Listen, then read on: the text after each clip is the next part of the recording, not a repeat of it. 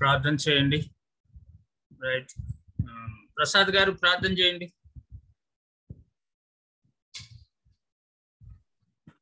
సర్వోన్నతుడైన దైవమా, సర్వశక్తిమంతుడు, నీకు వందనాలు ప్రభా. ఈ యొక్క దినాన్ని నీ యొక్క సేవకుని ద్వారా ప్రభా ఎలా బైబిల్ చదవాలి, ఎలా ఇంటర్ప్రెట్ చేయాలనే విషయాలు నేర్చుకుంటుండగా ప్రారంభం మొదలు చివరి వరకు నీ ఆత్మ ఆధ్వర్యంలో మమ్మల్ని నడిపించండి. అంతేకాదు ప్రభా, ఇంకా జాయిన్ అవ్వాల్సిన అందరూ సమయానికి జాయిన్ అవ్వగలిగినట్లు కృప దయచేయండి. నీ సన్నిధి మాతో ఉంచండి ప్రభా. నాయన, ఏదైతే నేర్చుకున్నామో మాకు ఇతరులకు అనేక మందికి ఆశీర్వాదకరంగా ఉండే కృప దయచేయండి. మహిమ పొందండి.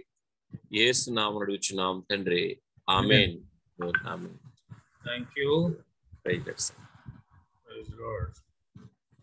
దెన్ పూర్ణ గారు మీరు కూడా చేయండి అమ్మా.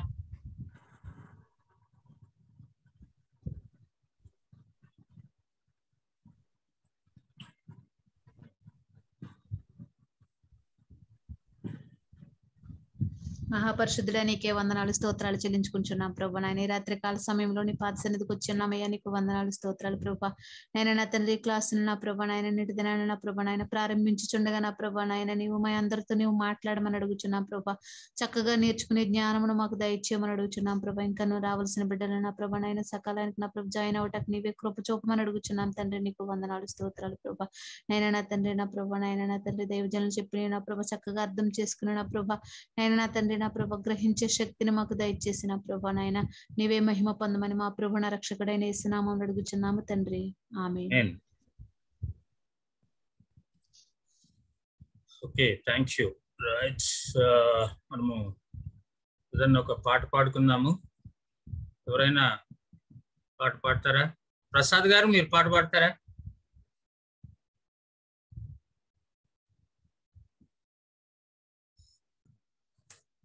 పాట పాడమంటారు సార్? పాడండి సార్.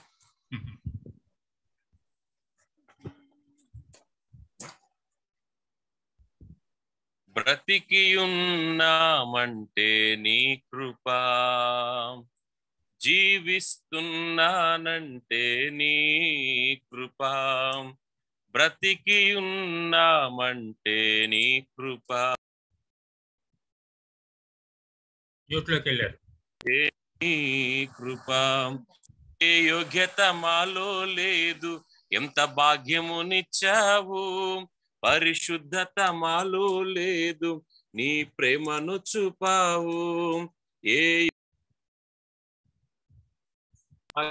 నిచ్చావు, శుద్ధత నాలో లేదు, నీ ప్రేమను చూపావు. యేసయ్యా నా యేసయ్యా, యేసయ్యా నా యేసయ్యా, యేసయ్యా నా యేసయ్యా, యేసయ్యా నా యేసయ్యా.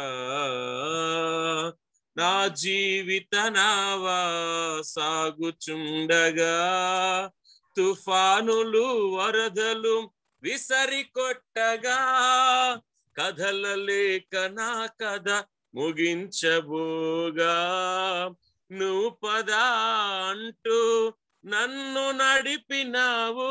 సదా నిన్ను సేవిస్తూ సాగిపోయేదా, నీ పాదాల చెంతనే వాలిపోయేదా. సదా నిన్ను సేవిస్తూ సాగిపోయేదా, నీ పాదాల చెంతనే వాలిపోయేదా. యేసయ్యా నా యేసయ్యా, యేసయ్యా నా యేసయ్యా, యేసయ్యా నా యేసయ్యా, యేసయ్యా నా యేసయ్యా. నా జీవితమంతా ప్రయాసలు పడగా, శోధనల సంద్రములు మునిగిపోగా, నా ఆశల తీరం అడుగంటిపోగా, ఆప్యాయత చూపి ఆదరించినావు. నీ కృపతోనే నా బ్రతుకు ధన్యమైనది, నీ కృప లేనిదే నేను బ్రతుకలేనయ్యా, నీ కృపతోనే నా బ్రతుకు ధన్యమైనది, నీ కృప లేనిదే నేను బ్రతుకలేనయ్యా. యేసయ్యా నా యేసయ్యా, యేసయ్యా నా యేసయ్యా, యేసయ్యా నా యేసయ్యా, యేసయ్యా నా యేసయ్యా.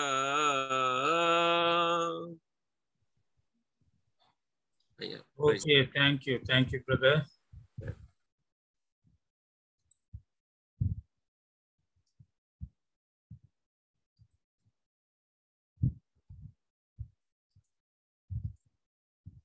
రైట్,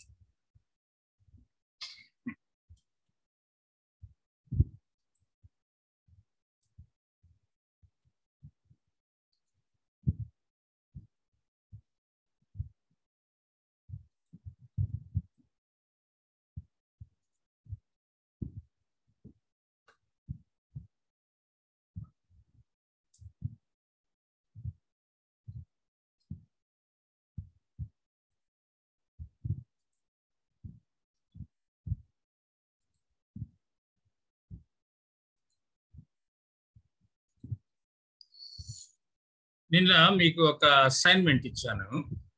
మార్క్స్ వార్త 2వ అధ్యాయంలో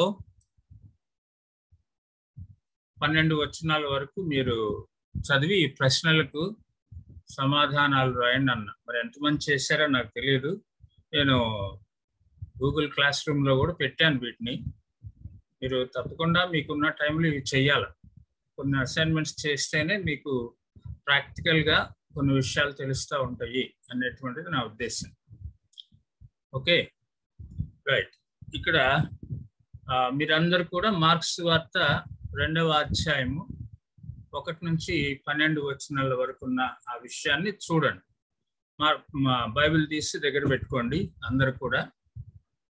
తర్వాత అదే సంఘటన మత్తయి సువార్త 9వ అధ్యాయంలో ఉంటుంది, లూకా సువార్త 5వ అధ్యాయంలో కూడా ఉంటుంది. నేను ఇదివరకు చెప్పాను మీకు ప్యారలల్ ప్యాసేజెస్ చూడాలి అనేటువంటిది. ప్యారలల్ ప్యాసేజెస్ అంటే ఒక సంఘటన 2-3 సువార్తల్లో లేకపోతే 4 సువార్తల్లో కూడా చెప్పబడి ఉంటుంది. వాటిని మీరు తప్పకుండా చదవాలి అని చెప్పారు. అప్పుడే సరి అయినటువంటి అండర్స్టాండింగ్ ఉంటుంది అన్నమాట. ప్యారలల్ ప్యాసేజెస్ అంటారు. కాబట్టి మొదటి ఇప్పుడు అది ఎవరైనా ఒకసారి తీసి చదవండి. మార్క్స్ సువార్త మెయిన్గా దగ్గర పెట్టుకోండి. మిగిలినటువంటి సువార్తల్లో కూడా మనము మధ్య మధ్యలో అటు ఇటు వెళ్ళి రావడానికి వీలవుతుంది. మార్క్స్ సువార్త 2వ అధ్యాయం 1 నుంచి 12 వరకు చదవండి. కొన్ని దినములైన పిమ్మట ఆయన మరలా కపెర్నహూములోనికి వచ్చెను. ఆయన ఎంట ఉన్నాడని వినవచ్చినప్పుడు అనేకులు కూడి వచ్చిరి గనుక వాకిటినైనను వారికి స్థలము లేకపోయాను. ఆయన వారికి వాక్యము బోధించుచుండగా కొందరు పక్షవాయువు గల ఒక మనుష్యుని 4 చేత మోయించుకుని ఆయన యొద్దకు తీసుకుని వచ్చిరి. చాలా మంది కూడి ఉన్నందున వారు ఆయన యొద్దకు చేరలేక ఆయన ఉన్న చోటికి పైగా ఇంటి కప్పు విప్పి సందు చేసి పక్షవాయువు గలవానిని పరుపుతోనే దింపిరి. యేసు వారి విశ్వాసము చూచి, కుమారుడా, నీ పాపములు క్షమింపబడి ఉన్నవని పక్షవాయువు గలవానితో చెప్పెను. శాస్త్రులలో కొందరు అక్కడ కూర్చుండి ఉండిరి. వారు ఇతడు ఇట్లెందుకు చెప్పుచున్నాడు? దేవదోషము చేయుచున్నాడు గదా. దేవుడు ఒక్కడే తప్ప పాపమును క్షమింపగలవాడెవడని తమ హృదయములలో ఆలోచించుకునిరి. వారు తమలో తాము ఎలాగో ఆలోచించుకునుట యేసు వెంటనే తన ఆత్మలో తెలుసుకొని, మీరు ఇలాంటి సంగతులు మీ హృదయములలో ఎందుకు ఆలోచించుకొనుచున్నారు? ఈ పక్షవాయువు గలవానితో నీ పాపములు క్షమింపబడి ఉన్నవని చెప్పుట సులభమా? నీవు లేచి నీ పెరుపెత్తుకొని నడువుమని చెప్పుట సులభమా? అయితే పాపములు క్షమించుటకు భూమి మీద మనుష్య కుమారునికి అధికారము కలదని మీరు తెలుసుకొనవలనని వారితో చెప్పి, పక్షవాయువు గలవానిని చూచి, నీవు లేచి నీ పరుపెత్తుకుని ఇంటికి పొమ్మని నీతో చెప్పుచున్నానెను. తక్షణమే వాడు లేచి పరుపెత్తుకుని వారందరి ఎదుట నడిచిపోయిన గనుక వారందరూ విభ్రాంతి నుండి మనం ఇలాంటి కార్యములను ఎన్నడూ చూడలేదని చెప్పుకొనుచు దేవుని మహిమపరిచిరి.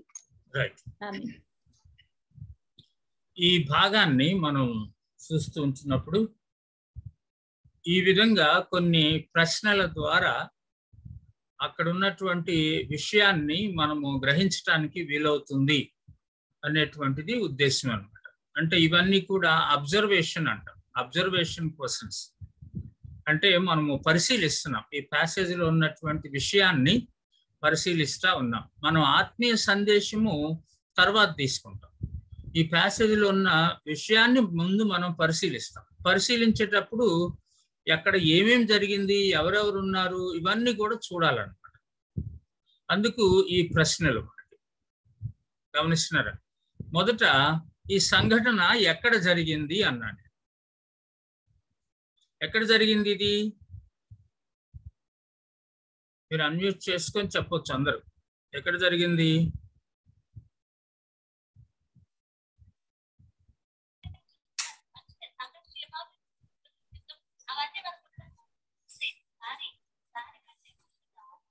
ప్రసాద్ గారు అన్మ్యూట్ చేసుకున్నారు, చెప్పండి. ఎక్కడ జరిగింది? ఇంకెవరైనా సరే ఈ సంఘటన, ఈ యొక్క విషయము ఎక్కడ జరిగింది?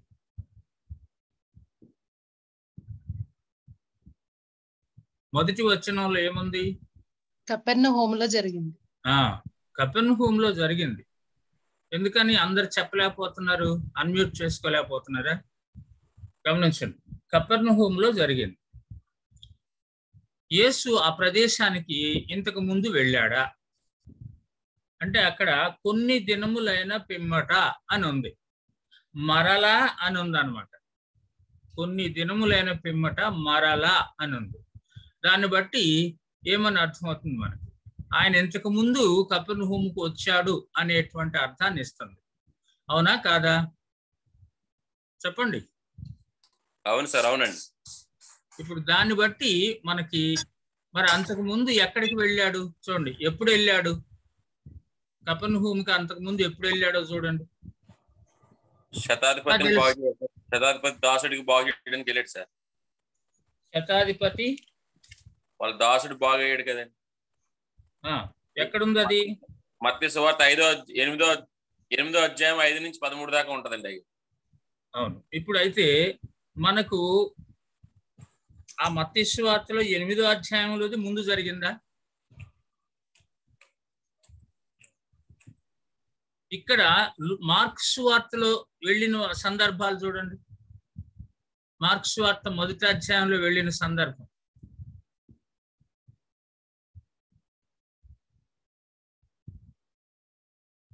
మార్క్స్ సువార్త మొదటి అధ్యాయంలో వెళ్ళిన సందర్భాలు ఏమైనా ఉన్నాయా కపెర్నహూముకి? 21st verse లో కపెర్నహూముకి వెళ్ళి అక్కడ ఒక అన్క్లీన్ స్పిరిట్ ఉన్న మ్యాన్ ని హీల్ చేయడం జరిగింది. 21st to 24th verse వరకు చదివితే అక్కడ అర్థమవుతుంది కదా. 21st verse లో ఉంటుంది. అంతటా వారు కపెర్నహూములోనికి వెళ్ళిరి అని ఉంది. అంతటా వారు అని అంటే అంతకు ముందు ఏం జరిగిందంటే యేసుప్రభు వారు ఈ శిష్యులను పిలిచినట్టు చూస్తాం అన్నమాట. ఆ తర్వాత జరిగిన విషయం ఏంటంటే వాళ్ళు కపెర్నహూములోనికి వెళ్ళారు. శిష్యులు ఆయనతో పాటు వచ్చారు. నేను మనుషుల పట్టు జాలరుగా మిమ్మల్ని చేస్తాను అన్నాడు. ఆయనతో పాటు వచ్చారన్నమాట. ఇందాక మీరు మత్తయి సువార్త 8వ అధ్యాయంలో అన్నారు. మీరు చూడండి, మత్తయి సువార్త 8వ అధ్యాయం ఇప్పుడు చెప్పినటువంటి ఇందాక కపెర్నహూములోకి వెళ్ళినట్టు ఉందండి అన్నారు. 8వ అధ్యాయంలో చూడండి.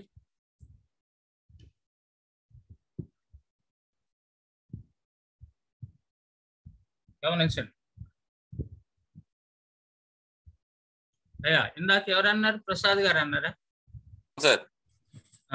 8వ అధ్యాయంలో మీరు కపెర్నహూములోనికి వెళ్ళాడు అని అన్నారు కదా 5వ వచనంలో. అవును సార్. ఆయన కపెర్నహూములో ప్రవేశించినప్పుడు అని ఉంది ఇక్కడ. అంతకుముందు ఏం జరిగింది అంటే కుష్ఠరోగిని స్వస్థపరిచాడు సార్. అంతకుముందు కొండ మీద ప్రసంగం జరిగింది. అవును సార్. మత్తయి సువార్త ప్రకారం అవును సార్. కుష్ఠరోగిని స్వస్థపరిచినది కొండ మీద నుంచి దిగి వచ్చిన తర్వాత జరిగింది. అవునండి. మార్కు సువార్తలో కుష్ఠరోగిని స్వస్థపరిచింది ఎప్పుడు? ఈ కపెర్నహూములోనికి రాకముందు. అవునండి. రెండోసారి మరలా కపెర్నహూములోనికి వచ్చారండి. రాకముందు జరిగింది. ఇప్పుడు ఇక్కడ మనం చూసినట్లయితే అందుకని ఇట్లా మనము కంపేర్ చేయాలి, ఏది ముందు జరిగి ఉంటది అనేది. అనగా పైన ఏం జరిగింది, ఇక్కడ ఏం జరిగింది పైన. ఇప్పుడు మార్కు సువార్త మత్తయి సువార్త రెండు కూడా మనకి ఏమనిపిస్తుందంటే ఇక్కడ కుష్ఠరోగిని స్వస్థపరిచాడు మార్కు సువార్తలో కూడా. ఏది? కపెర్నహూముకు రాకముందు. ఇక్కడ మత్తయి సువార్తలో చూసినా కపెర్నహూముకు వచ్చినట్టుంది. అయితే కపెర్నహూములో ఇక్కడ ప్రవేశించినప్పుడు జరిగిన విషయం చూస్తున్నాం మనం. ఇక్కడేమో కపెర్నహూము 2వ అధ్యాయంలో, మార్కు సువార్త 2వ అధ్యాయంలో కొన్ని దినములైన పిమ్మట ఆయన మరలా కపెర్నహూములోనికి వచ్చెను అని ఉంది. ఇవన్నీ కూడా మనము పరిగణలోనికి తీసుకోవాలి. నేను ఎందుకు ఈ విషయాలన్నీ జ్ఞాపకం చేస్తున్నాను అని అంటే, మనం స్టడీ చేసేటప్పుడు ఎక్కడైనా సరే ఈ విషయం ఇలా వచ్చింది అని అంటే వేరే సువార్తల్లో కూడా ఈ సందర్భాలు ఎలా రాయబడ్డాయి ఇలా స్టడీ చేయాలి మనం. అప్పుడు కరెక్ట్ విషయాన్ని మనము సేకరించడానికి వీలవుతుంది అనమాట. సో దీన్ని బట్టి మనం చూస్తూ ఉంటున్నట్లయితే మార్కు సువార్తలో జరిగినటువంటి ఇన్సిడెంట్స్, ఇప్పుడు ఇక్కడ కొండ మీద ప్రసంగం జరిగినటువంటి సమయంలో 5వ అధ్యాయంలో అనుకోండి, మత్తయి సువార్త 5వ అధ్యాయం, మత్తయి సువార్త 5వ అధ్యాయం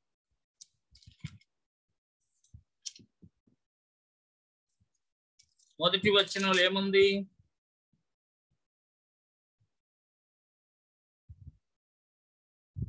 మత్తయి సువార్త 5వ అధ్యాయం మొదటి వచనం చూడలేదు ఎవరు? ఆయన జన సమూహములను చూచి కొండ ఎక్కి కూర్చుండగా ఆయన శిష్యులు ఆయన యొద్దకు వచ్చిరి. ఆయన శిష్యులు ఆయన యొద్దకు వచ్చిరి అంటే ఇక్కడ ఆల్రెడీ శిష్యుల్ని ఆయన పిలిచాడు, ఆయనతో పాటు ఉన్నారు. మత్తయి సువార్త రికార్డింగ్ ప్రకారం. మార్కు సువార్తలో అప్పుడే పిలిచినట్టున్నది, అప్పుడే పిలిచాడు. ఆ పిలిచిన వెంటనే కపెర్నహూములోనికి వచ్చినట్టు ఉన్నది. కాబట్టి మార్కు సువార్తలో జరుగుతున్నటువంటి విషయాలు మొదట జరిగి ఉండవచ్చు. అనగా ఇప్పుడు మనం చదివినటువంటి విషయాలు, శిష్యుల్ని పిలవటం, ఆ తర్వాత జరిగింది. ఆ తర్వాత కొండ మీద ప్రసంగం, ఇదంతా జరిగి ఉండొచ్చు. ఆ కొండ మీద ప్రసంగం జరిగిన తర్వాత కుష్ఠరోగిని స్వస్థపరచడం జరిగి ఉండొచ్చు. అదంతా మార్కు సువార్తలో మనం చూస్తున్నప్పుడు కుష్ఠరోగిని స్వస్థపరచడానికి 40వ వచనం నుంచి చూస్తాం మనం. ఈ 39వ వచనం 40వ వచనానికి మధ్యలో చాలా విషయాలు జరిగినాయి అన్నమాట, సంఘటనలు. అది కొండ మీద ప్రసంగంగా చూస్తాం మనం. అంటే ఈ విధంగా మనము ఒక అంశం తర్వాత ఇంకొక అంశం ఎలా జరిగింది, ఎప్పుడు జరిగింది, శిష్యులు ఎప్పుడు అసలు మొట్టమొదట ఆయన్ని వెంబడించారు, ఆయన ఎప్పుడు పిలిచాడు అసలు, ఇలాంటివన్నీ కూడా స్టడీ చేయాలి మనం. అందుకు ఇవన్నీ నేను మీకు జ్ఞాపకం చేస్తా ఉన్నాను. కాబట్టి ఈయన ఇంతకు ముందు కపెర్నహూముకు వెళ్ళాడు అనేది అర్థమవుతుంది. దెన్ 3వ ప్రశ్న, ఆయన ఎవరి ఇంటిలో ఉన్నాడు? మార్కు సువార్తలోకి రండి. ఆయన ఎవరి ఇంటిలో ఉన్నాడు? మీరు అన్మ్యూట్ చేసుకొని చెప్తుండాలి, మిగిలిన వాళ్ళు కూడా.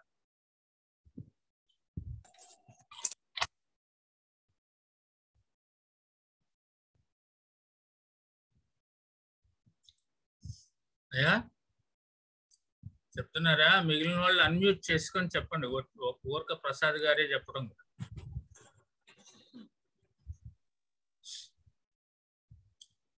చెప్పండి, ఆయన ఎవరి ఇంటిలో ఉన్నాడు? మనకేమైనా ఆ ప్యాసేజ్లో తెలుస్తుందా? ఈ ప్యాసేజ్లో ఏమన్నా మార్కు సువార్తలో మన 2వ అధ్యాయంలో జరిగిన ప్యాసేజ్లో ఏమైనా తెలుస్తుందా? కపెర్నహూములోనికి వెళ్ళాడు అనేది అర్థమవుతుంది.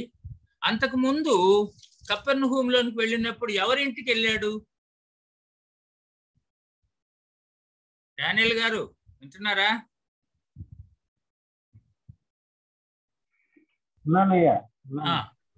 అంతకుముందు కపెర్నహూములోనికి వెళ్ళినప్పుడు ఎవరింటికి వెళ్ళాడు?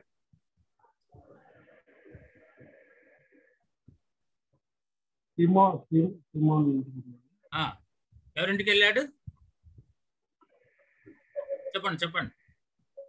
సీమోన్ ఇంటికి వెళ్ళినట్టుగా ఉంది. మనకు 39వ వచనం చదివితే. ఎందుకనంటే వాళ్ళు అంతకు ముందు 21వ వచనంలో కపెర్నహూములోనికి వెళ్ళి వెంటనే ఆయన విశ్రాంతి దినమున సమాజ మందిరంలోనికి వెళ్ళను అన్నట్టు చదువుతాం మనం.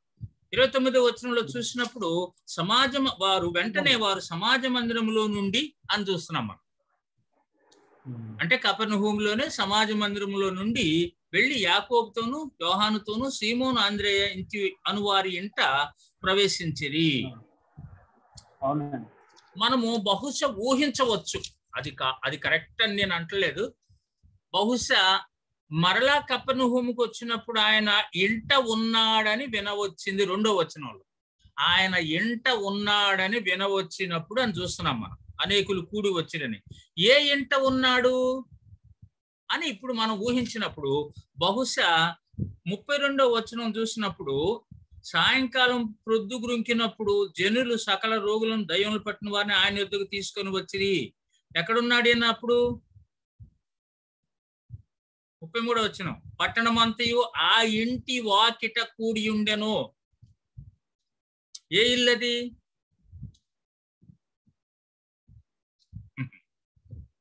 ఆలోచిస్తున్నారా? సీమోన్ గారి ఇంటి వాకి. అంటే బహుశా సీమోను అత్త జ్వరంతో ఉన్నదని అనగా ఆంద్రేయ అనువారి ఇంట ప్రవేశించాడు అని అంటే ఎవరి ఇల్లు అనమాట? అది పేతురు గారి ఇల్లే అనమాట. అంటే ఇప్పుడు అక్కడే బస చేసేటువంటి పరిస్థితి ఉన్నది కాబట్టి, అంతకు ముందు కూడా ఆ ఇంటిలోనే ఉన్నాడు కాబట్టి 2వ అధ్యాయంలో కూడా ఆయన ఇంట ఉన్నాడని వినవచ్చినప్పుడు అని అంటున్నప్పుడు బహుశా ఆంద్రేయ ఇంట్లో లేదా సీమోన్ పేతురు యొక్క ఇంట్లోనే ఉన్నాడు అనేది అర్థమవుతుంది మనకు. అవునా కాదా చెప్పండి. అవునండి. ప్రసాద్ గారు, కవిత, మిగిలినటువంటి వాళ్ళు ఏం చెప్పట్లేదు. పూర్ణ గారు చూస్తున్నారా? అసలు ఎజరా గారు చూస్తున్నారా? చూస్తున్నా. ఇప్పుడు మనం చెప్పుకున్నది కరెక్ట్ అయినా ఆ విధంగా తలంచటం అయ్యుండొచ్చు. అవునా కాదా? ఎందుకంటే కొన్ని అవకాశాలు అలా కనిపిస్తున్నాయి మనకి. ఆయన కపెర్నహూము వెళ్ళినప్పుడు అక్కడ చాలాసేపు ఉన్నాడు, ఎంతో మంది రోగులను తీసుకొని వచ్చారు ఆయన దగ్గరికి అనేది చూస్తున్నాం. 35వ వచనంలో చూస్తే ఆయన పెందల కాడనే లేచి అని చూస్తున్నాం. బహుశా కపెర్నహూములోనే ఆయన నిద్రించాడు, పెందలకాడు లేచి అడవి ప్రదేశానికి వెళ్ళిపోయి చీకటిగా ఉండగానే దేవునితో ఏకాంత సమయం గడుపుతున్నట్టు చూస్తాం. సో గమనించండి, పక్షవాయు గల ఇప్పుడు ఆయన ఎవరి ఇంట ఉన్నాడంటే బహుశా పేతురు గారి ఇంట ఉండవచ్చు. మత్తయి సువార్తలో మార్కు సువార్తలో మనం చదివినప్పుడు అక్కడ ఏమని అర్థమవుతుంది మనకి, లూకా సువార్తలో చదివినప్పుడు చూడండి. ఇలా మనము ప్రతిదీ కూడా కంపేర్ చేస్తూ అర్థం చేసుకోవటానికి ప్రయత్నం చేయాలి. మనం 9వ అధ్యాయంలో చూస్తున్నాం. మనం 9వ అధ్యాయంలో, అవునా, చూడండి 2 నుంచి 8 వరకు. ఆయన ధోని ఎక్కి సముద్రం దాటి ఆ పట్టణంలో తన పట్టణం అని ఉంది అక్కడ. ఇదిగో జనులు పక్షవాయుతో మంచం పట్టి ఉన్న ఒకని ఆయన యొద్దకు తీసుకుని వచ్చి యేసు వారి విశ్వాసం చూచి, కుమారుడా ధైర్యంగా ఉండు, నీ పాపములు క్షమించబడి ఉన్నావు అని పక్షవాయు గలవానితో చెప్పాను. ఇదిగో శాస్త్రుల్లో కొందరు ఇతడు దేవదూషణ చేయుచున్నాడని తమలో తాము అనుకొనగా యేసు వారి తలంపులు గ్రహించి, నీవెందుకు మీ హృదయములలో దురాలోచనలు చేయుచున్నారు? నీ పాపములు క్షమించబడి చెప్పుడు సులభమా, లేచి నడువమని చెప్పుడు సులభమా? అయినను పాపములు క్షమించడం భూమి మీద మనుష్య కుమారునికి అధికారం కలదని మీరు తెలుసుకున్న వల్లనే అతను అని చెప్పి, ఆయన పక్షవాయు గలవాన్ని చూచి, నీవు లేచి నీ మంచం ఎత్తుకొని నీ ఇంటికి పొమ్మని చెప్పగా వాడు లేచి తన ఇంటికి వెళ్ళెను. జనులు అది చూచి భయపడి మనుషుల కిట్టి అధికారం ఇచ్చిన దేవుని మహింపరచడి. ఇది సేమ్, అంటే ఇక్కడ జరిగిందే అక్కడ చూస్తా ఉన్నాం మనం. అయితే 8వ అధ్యాయంలో జరిగినటువంటి విషయాలన్నీ మార్కు రాయల. మార్కు ఈ యొక్క మళ్ళా 8వ అధ్యాయం 28 నుంచి జరిగినటువంటి విషయము మార్కు 5వ అధ్యాయంలో రాస్తాడు. ఇట్లా కొన్ని అటు ఇటు తేడాలు ఉండొచ్చు. అంత మాత్రాన ఇది మళ్ళా జరిగిందని అనుకోకూడదు. ఇలాంటివి మనం గ్రహించాలి. అబ్జర్వేషన్ అంటున్నాం. అందుకనే ఇలాంటివన్నీ అబ్జర్వ్ చేయాలన్నమాట. ఎక్కడ ఈ విషయాన్ని గురించి ఎలా ప్యారలల్ ప్యాసేజ్ లో రాయబడి ఉన్నవి, ఇది కరెక్టేనా, ఇది కరెక్టేనా, ఇది దేని తర్వాత ఏది జరిగింది అనేటువంటిది అన్నమాట. Okay, right. కాబట్టి పక్షవాయు గలవాన్ని ఎవరు తెచ్చారు?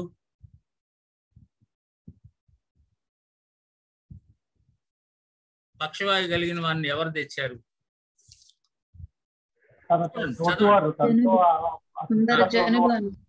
అమ్మా ఎవరు తెచ్చారు? పూర్ణ గారు ఏదో చెప్పారు. కొందరు అని జనులు అని ఉంది. జనులని ఉందా? ఎక్కడ ఉంది జనులని? మత్తయి సువార్తలో చూడండి. జనులు పక్షవాయువుతో మంచం పట్టి 2వ వచనంలో జనులు పక్షవాయువుతో మంచం పట్టిన ఒకని ఆయన వద్దకు తీసుకొని వచ్చి. Right, very good. యేసు వారి విశ్వాసం చూచి అని చదువుతున్నాం. ఇక్కడ ఏమని ఉంది? మార్క్స్ వార్తలో కొందరు అని ఉంది. Okay, right. లూకాస్ వార్తలో ఏముంది?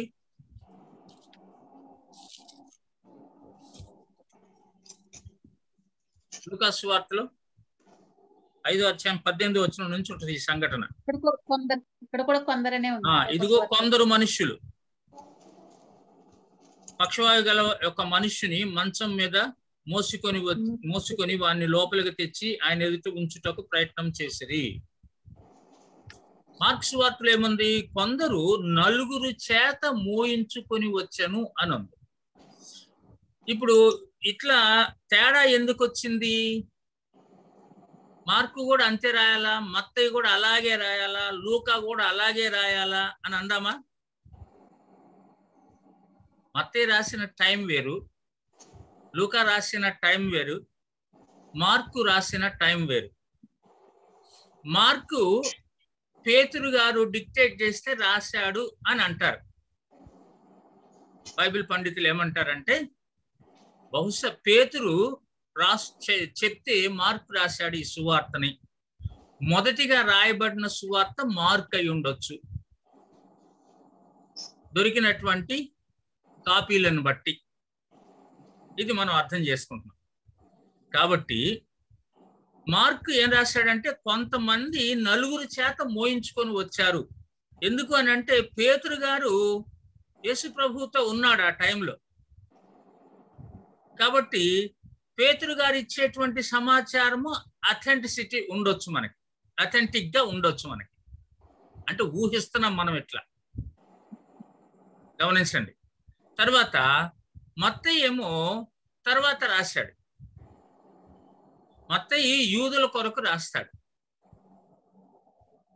మార్కేమో యేసు ప్రభు యొక్క సేవా పరిచర్య విధానం ఎలా ఉందో ప్రజలందరికీ తెలియజేయటం కొరకు పేతురు గారు ఆ విధంగా మార్కు చేత రాయించాడు. లూకా ఏమో యేసుక్రీస్తు మనుష్య కుమారుడు అనగా దేవుడు ఆయన, కానీ ఆయన మనుష్యునిగా ఈ లోకంలో జీవించడానికి వచ్చాడు, సంపూర్ణమైనటువంటి మానవుడు ఆయన అని తెలియజేయటం కొరకు రాసినట్టు చూస్తాం. యోహానేమో ఆయన దైవనరుడు, సంపూర్ణమైన మానవుడు, సంపూర్ణమైన దేవుడు అని చెప్పటానికి రాశాడనమాట. కాబట్టి ఇట్లా వాళ్ళ యొక్క ఉద్దేశాలు తెలుసుకోవాలి, రైటర్ యొక్క ఉద్దేశాలు. అందుకని ఇక్కడ మార్క్ రాసేటప్పుడు కొన్ని విషయాలు అనగా కొంతమంది 4 చేత మోయించుకొని వచ్చారు. మొత్తం ఏమంటాడంటే కొంతమంది జనులు మోసుకొని వచ్చారు. సింపుల్ గా ఆ విషయాన్ని చెప్పడానికి ప్రయత్నం చేశాడు. మార్క్ ఏమో డీటెయిల్స్ లోకి వెళ్ళి చెప్పడం ప్రయత్నం చేశాడు. లూకా కూడా చాలా సింపుల్ గా ఆ విషయానికి ఎంత ప్రాధాన్యత ఇవ్వాలో అంతవరకే ఇచ్చాడు. ఇలా మనం అర్థం చేసుకోవాలి. గమనించండి. కాబట్టి ఆయన పక్షవాయు కలిగిన వారిని ఎవరు తెచ్చారు అని అంటే కొంతమంది నలుగురు చేత మోయించుకొని వచ్చారు. మంచము నలుగురితో పట్టించుకొని వచ్చారన్నమాట. వాళ్ళు హెల్ప్ తీసుకున్నారు. ఇది ఎందుకు చెప్పుకోవాలి మనం? రాయబడి ఉన్నది కాబట్టి సరిగా ఆ విషయాలు గ్రహిస్తున్నామా లేదా, పర్టికులర్ గా గ్రహిస్తున్నామా లేదా అని చూడాలి మనం. అందుకొరకు నేను ప్రశ్నలు వేస్తున్నాను. ఎప్పుడు తెచ్చారు? ఈ ప్రశ్న ఏంటి మళ్ళా? చూడండి అక్కడ మార్కు సువార్తలోకి రండి. ఎప్పుడు తెచ్చారు?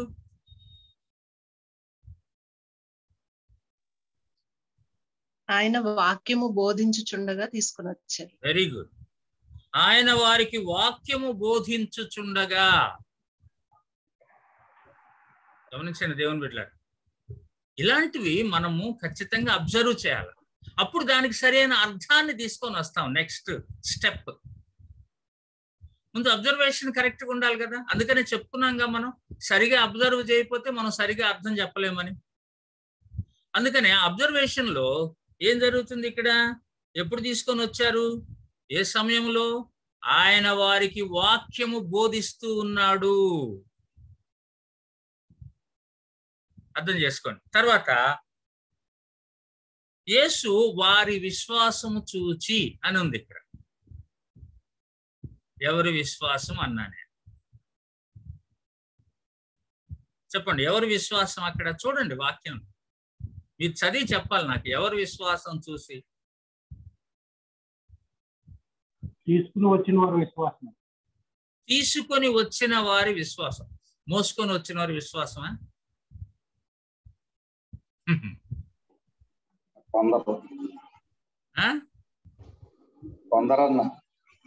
కొందరి విశ్వాసం అంటే మోసుకొని వచ్చిన వారు కాదు. అవును, వాళ్ళ విశ్వాసాన్ని బట్టి వీళ్ళని ఆ నలుగురి చేత మోయించుకొచ్చారు. That's right, very good. అది నేను అంటుంది, అబ్జర్వ్ చేయండి బాగా అనేది అంటున్నాను. ఎప్పుడో ఇలా మనం అబ్జర్వ్ చేస్తే చక్కని అవగాహనతో వాక్యాన్ని మనము అర్థం చెప్తాం.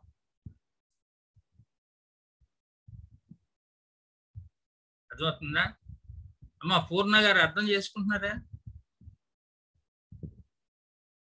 Okay right.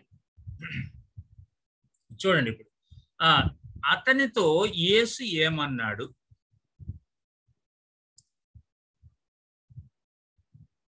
మనం ఇంకా అంటే ఇది దీంట్లోకి వెళ్ళటలేదు మనం. ఏది అర్థం చెప్పడంలోకి వెళ్ళటల్లా.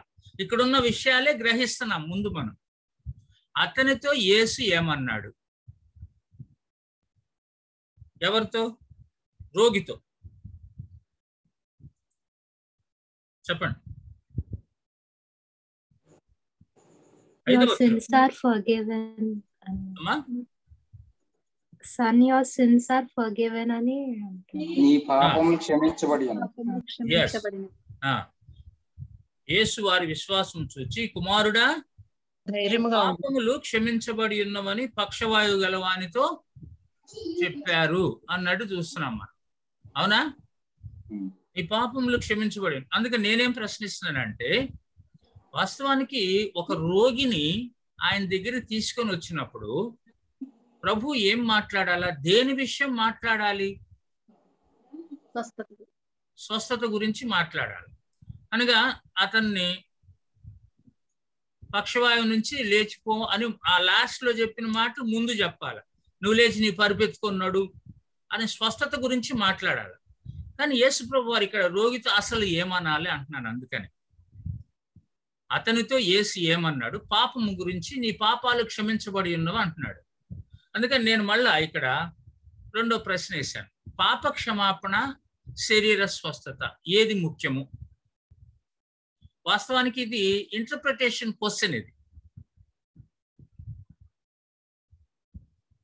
కానీ ఇక్కడ మనం అబ్జర్వ్ చేస్తుంది ఏంటంటే, యేసుప్రభు వారు ముందు పాపమును గురించి మాట్లాడుతూ ఉన్నాడు, వ్యక్తిలో పాపం గురించి.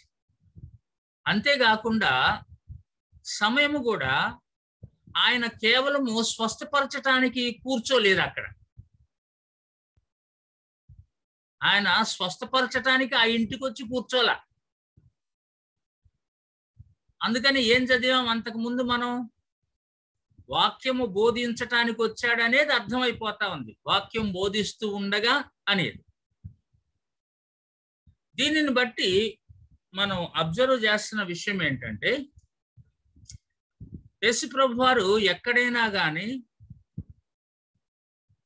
వాక్యము బోధిస్తూ ఉంటున్నప్పుడు వచ్చిన వారిని స్వస్థపరిచినట్టు ఉన్నది. ముఖ్యంగా ఆయన ఎందుకు వచ్చాడు అని అంటే వాక్యం బోధించటానికి. అక్కడికి వచ్చిన వారిని చూసి వారి మీద కనికరపడి వారి మీద చేతులుంచి వారి కొరకు స్వస్థత కొరకు ప్రార్థన చేశాడు అనేది చూస్తాం. మనం ఏం చేస్తున్నాము? ఎక్కువగా వాక్యము కంటే స్వస్థతకు ప్రాధాన్యత ఇస్తున్నాం. మనం దేవుడు స్వస్థపరచడు అని అంటలేదు, కానీ ఏది ముఖ్యమో ప్రభు మాట్లాడిన దాన్ని బట్టి. ప్రభు స్వస్థపరుస్తాడు, కానీ దానికి ముందు ప్రభు దేని గురించి మాట్లాడుతున్నాడు? పాపము గురించి. మానవుని యొక్క పాపము గురించి వానికి అర్థమయ్యేటట్లు చెప్పాల్సినటువంటి బాధ్యత మన మీద ఉన్నది అని దీన్ని బట్టి అర్థమవుతుంది. పాప క్షమాపణ గురించి అతనితో మాట్లాడాలి, ఆమెతో మాట్లాడాలి, రోగితో. లేకపోతే వినడానికి వచ్చినటువంటి వారితో. అందరూ రోగులై ఉండకపోవచ్చు. మనము ఎక్కువగా స్వస్థత ప్రార్థనలు, స్వస్థత కూటములు, స్వస్థత మహాసభలు ఇలా పెడుతూ ఉంటాం మనం. కానీ యేసు ప్రభు వారు స్వస్థత మహాసభలు పెట్టాడా? మీరు చెప్పండి నాకు. యేసు ప్రభు వారు స్వస్థత మహాసభలు ఎక్కడన్నా పెట్టాడా? ఎవరు మాట్లాడట్లేదు. పెట్టలేదండి. అదేం ప్రశ్న అంటారా? వాక్యము వినటానికి వచ్చిన వారిని స్వస్థపరిచాడు, రోగులను కూడా తీసుకొని వచ్చారు. ఎందుకంటే అంతకు ముందు కూడా సాయంకాలం అయినప్పుడు ప్రొద్దు గురింకినప్పుడు అని మనం అక్కడ 32వ వచనంలో చదివాం. అక్కడ కూడా చాలా మందిని నానావిధ రోగముల చేత పీడింపడిన అనేకులను స్వస్థపరిచి అనేక దయ్యములను వెళ్ళగొట్టెను కదా. చేశాడు ఆయన, స్వస్థపరుస్తాడు యేసు ప్రభు వారు. స్వస్థపరిచి యెహోవా నేనే అని వాగ్దానం చేసిన దేవుడు. అయితే పాప క్షమాపణ ప్రాముఖ్యమైన విషయం అని ఇక్కడ దీన్ని బట్టి అర్థమవుతుంది.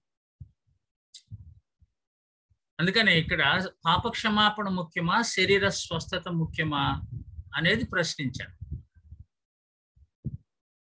యేసు ప్రభు వారు వచ్చింది పాపులను రక్షించుటకు, క్రీస్తు యేసు ఈ లోకమునకు వచ్చినని వాక్యము నమ్మదగినదియు పూర్ణాంగీకారమునకు యోగ్యమైనదినై ఉన్నది.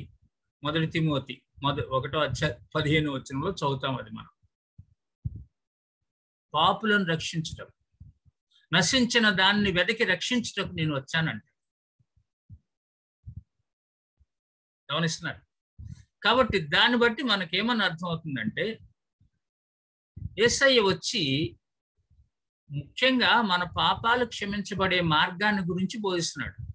ఆయనకు ముందు వచ్చినటువంటి యోహాను కూడా అదే చెప్పాడు, మారుమనసు పొందండి, పాప క్షమాపణ నిమిత్తము బాప్తిస్మం పొందండి. యోహాను కూడా అదే చెప్పాడు, మారుమనసు పొందండి. యేసు ప్రభు వారు అదే చెప్తున్నాడు. 1వ అధ్యాయం, మార్కు సువార్త 1వ అధ్యాయం చూడండి, 15వ వచనం. కాలము సంపూర్ణమైనది, దేవుని రాజ్యము సమీపించి ఉన్నది, మారుమనసు పొంది సువార్తను నమ్మండి అని చెప్పుచు దేవుని సువార్త ప్రకటించుచు గలిలయకు వచ్చాను. యేసు ప్రభు వారు కూడా మొట్టమొదటి చెప్తుంది అదే, మారుమనసు పొందండి, సువార్తను నమ్మండి కదా. కాబట్టి మనం కూడా మారు మనస్సును గురించి, పాపక్షమాపణ గురించి బోధించాలి ముందు ఎవరికైనా కానీ. రోగగ్రస్తులు స్వస్థపడటం అనేటువంటిది ఇట్స్ ఎ డిఫరెంట్ థింగ్. దేవుడు స్వస్థపరుస్తాడు వాళ్ళు, మనం కాదు స్వస్థపరిచేది. మనం ఏమనుకుంటున్నామంటే నేను చేయి పెడితేనే వాడు స్వస్థపడతాడు అని అనుకుంటాం. నీ చేతిలో ఏం లేదు. నేనేదో నూనెకి ప్రార్థన చేస్తేనే ఆ నూనె రాసుకుంటేనే స్వస్థపడతాడు వాడు అని మన అపోహ అది. దాంట్లో ఏం లేదు, నూనెల్లో ఏం లేదు.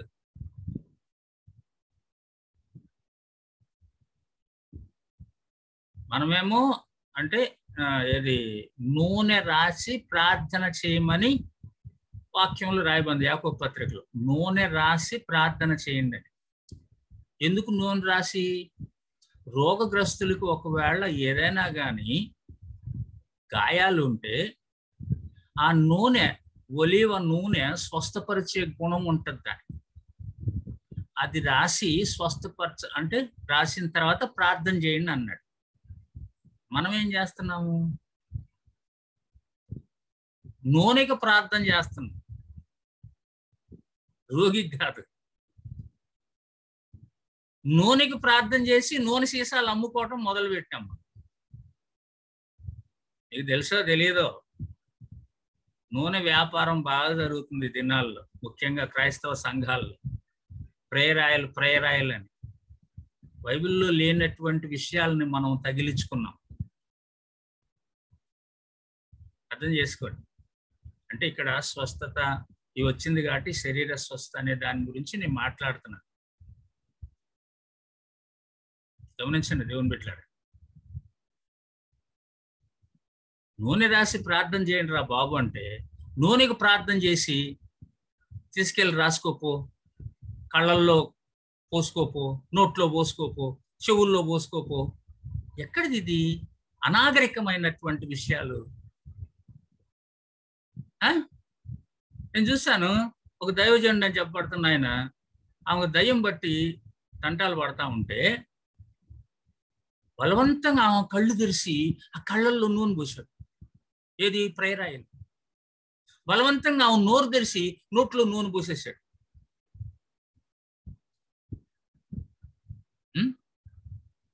ఎక్కడిది ఈ యొక్క విధానం? స్వస్థత దేవుడిచ్చేది. నీ నూనె శక్తి కలిగిన ప్రార్థన అని మనం ఏదో మాటలు చెప్పటం కాదు. స్వస్థపరిచేవాడు దేవుడు. ఆయనను వేడుకోవాలి. ప్రభువా వీడిని స్వస్థపరచు ప్రభువా అని. అంతేగాని మనం చేయి పెడితే, మనం నూనె ఇస్తే, మనం కర్చీఫ్ ఇస్తే స్వస్థపడేది కాదు.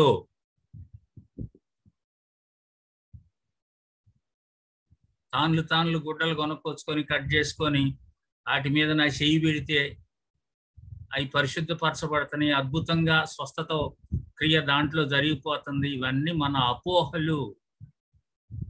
దేవుని బిడ్డలారా జాగ్రత్త సుమా.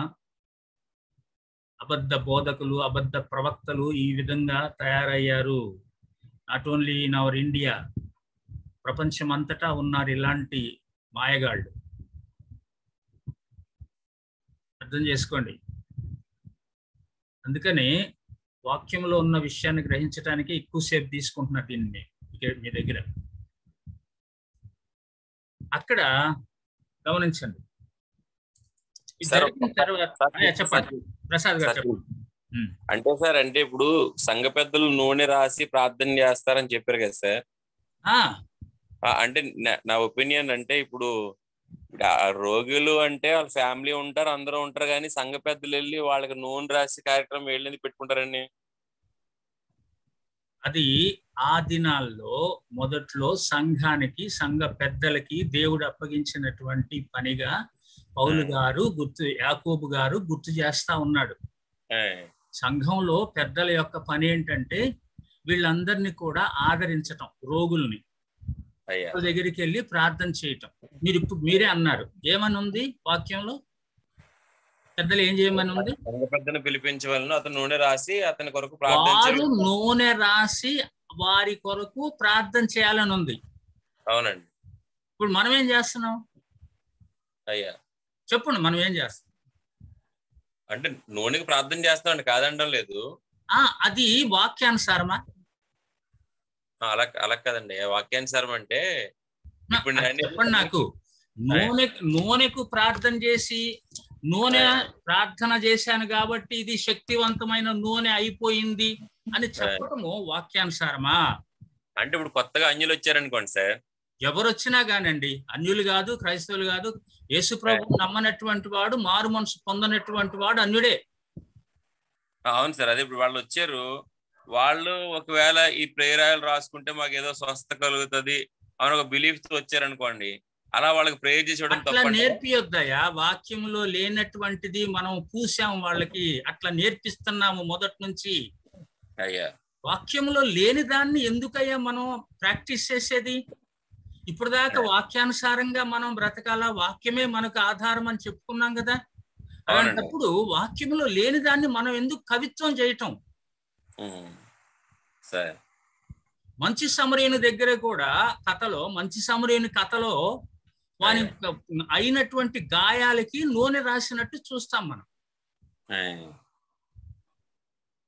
అయితే మరి గాయాలకి ఎందుకు నూనె రాశారు? అదే సందర్భాన్ని యాకోబు తీసుకొని, వారికి రోగగ్రస్తులకి రకరకాల రోగాలు ఉన్నాయి, వాళ్ళకు నూనె రాసి మీరు ప్రార్థన చేయండి అన్నాడు. ఎందుకని? స్వస్థపరిచే గుణం ఆ ఒలీవ ఆయిల్కు ఉన్నది కాబట్టి. ఆయిల్కి ఆ స్వస్థపరిచే గుణం ఉన్నది ఇప్పటికి కూడా. కాబట్టి దాన్ని తలనొప్పి కానీ దానికని, ఆ నొప్పులకి ఈ నొప్పులకి, ఆ గాయాలు స్వస్థపడటం కొరకు రాస్తారు. పుండ్లు ఏవైనా ఉన్నట్టయితే నూనె రాసినప్పుడు మెత్తపడతాయి అవి. అదేంటి సార్, ఒక స్వస్థత గుణము వస్తుంది. చిన్న డౌట్ సార్. చెప్పండి. ఇక్కడ ఏమనుందండి సార్, మీలో ఎవడైనా రోగి అయి ఉన్నాడా అతడు సంఘపు పెద్దను పిలిపింపవాలండి. వారు అంటే మామూలుగా అతనికి నూనె రాసి అంటే బాగానే ఉండండి. ఇక్కడ ఏమంటున్నాడంటే ప్రభువు నామమున అతనికి నూనె రాయడం అంటే ఏంటి సార్? ప్రభువు నామమున అతనికి నూనె రాయటం అంటే ప్రభు స్వస్థపరుస్తాడు రా బాబు నిన్ను, ఈ నూనె కాదురా అని చెప్పటం. ప్రభువే స్వస్థపరిచేది అయ్యా, నూనె కాదుగా స్వస్థపరిచేది. అవునండి, అవునండి, అవును, అది ఎగ్జాక్ట్లీ కరెక్ట్. అది మనం నమ్మితే చాలు. ప్రభు స్వస్థపరిచేది, ప్రభు నామమున అంటే నువ్వు ఏ పని చేసినా గానీ ఆయన నామమున చెయ్యాల, నువ్వు కాదుగా. అవునండి, నువ్వు చేసే పని ద్వారా ఆయన స్వస్థపడ్డు. యేసుక్రీస్తు నామములో, నజరేయుడైన యేసుక్రీస్తు నామములో అని నువ్వు ఆ నూనె రాస్తున్నావు వానికి. మనం అలా చేయట్లేదు. మనము నూనె స్వస్థపరుస్తుంది అని నూనె, నేను చెప్పాను కదా ఇందాక, నోట్లో పోయటం, కళ్ళల్లో పోయటం, చెవుల్లో పోయటం. అవునండి, అది కరెక్టేనండి. ఇవన్నీ ఎక్కడి నుంచి వచ్చింది? మనము దేవునికి ఇవ్వాల్సినటువంటి ప్రాధాన్యతను నూనెకి ఇస్తున్నాం, మనం కర్చీఫ్కి ఇస్తున్నాం. మనం నా చేతికి ఇస్తున్నాను, నేను నా చెయ్యి నీ నెత్తి మీద పెడితేనే నీకు స్వస్థత వస్తుంది అని అంటున్నాం. ప్రజలు కూడా ఆ విధంగా నీ చెయ్యి నా నెత్తి మీదే పెట్టయ్యా, లేకపోతే నాకు స్వస్థత లేదనే స్థాయికి వచ్చేసారు. మనం నేర్పించాం కాబట్టి. వారి మీద చేతులుంచి వారి కొరకు ప్రార్థన చేసిన వాక్యంలో చూస్తున్నాం మనం. కానీ చేతులుంచటం అనేటువంటిది ఎందుకున్నది వాక్యములో అనేది మనం ఆలోచించాలి. ఆ దినాల్లో ఆశీర్వాదానికి గుర్తది. మనం చేతుంచితే మన చేతి నుండి శక్తి వెళ్ళిపోయి వారిని స్వస్థపరచదు, దేవుడు స్వస్థపరిచేది. అయితే పౌలు గాని పేతురు గాని వాళ్ళ గురించి ఏం రాయబడ్డది? వారి వస్త్రాలు ముట్టుకుంటేనే స్వస్థపడ్డారని రాయబడ్డది. అవునండి. అయితే మనము పేతురు పౌలు లాగే మనం పోల్చుకుంటున్నాం. నేను ముట్టుకున్న వస్త్రానికి స్వస్థత గుణం ఉంది కాబట్టి నేను వస్త్రం ఇచ్చానంటే నీకు అది ఎక్కడ పెట్టుకున్నా నీకు స్వస్థత వస్తుంది అని మనం నేర్చుకున్నాం.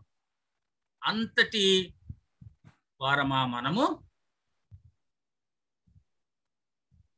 అర్థం చేసుకోండి ఈ విషయాలు. వీటి మీద చాలా డిస్కషన్స్ జరిగినాయి, ఎన్నో విషయాలు మనం చూస్తున్నాం. కాకపోతే వాక్యానుసారంగా ఉన్నదా లేదా అనేది ఆలోచించండి. అది ఒకవేళ మనం ఎక్కడైనా ఇలా చేస్తూ ఉంటున్నట్లయితే అది కరెక్టా కాదా అనేది ఆలోచించండి. నీకు ఒకవేళ కరెక్ట్ అని అనిపిస్తే చెయ్యండి, కానీ దేవుని వాక్యాన్ని బట్టి ఆలోచించండి అంటున్నా నేను. నేను చేసేది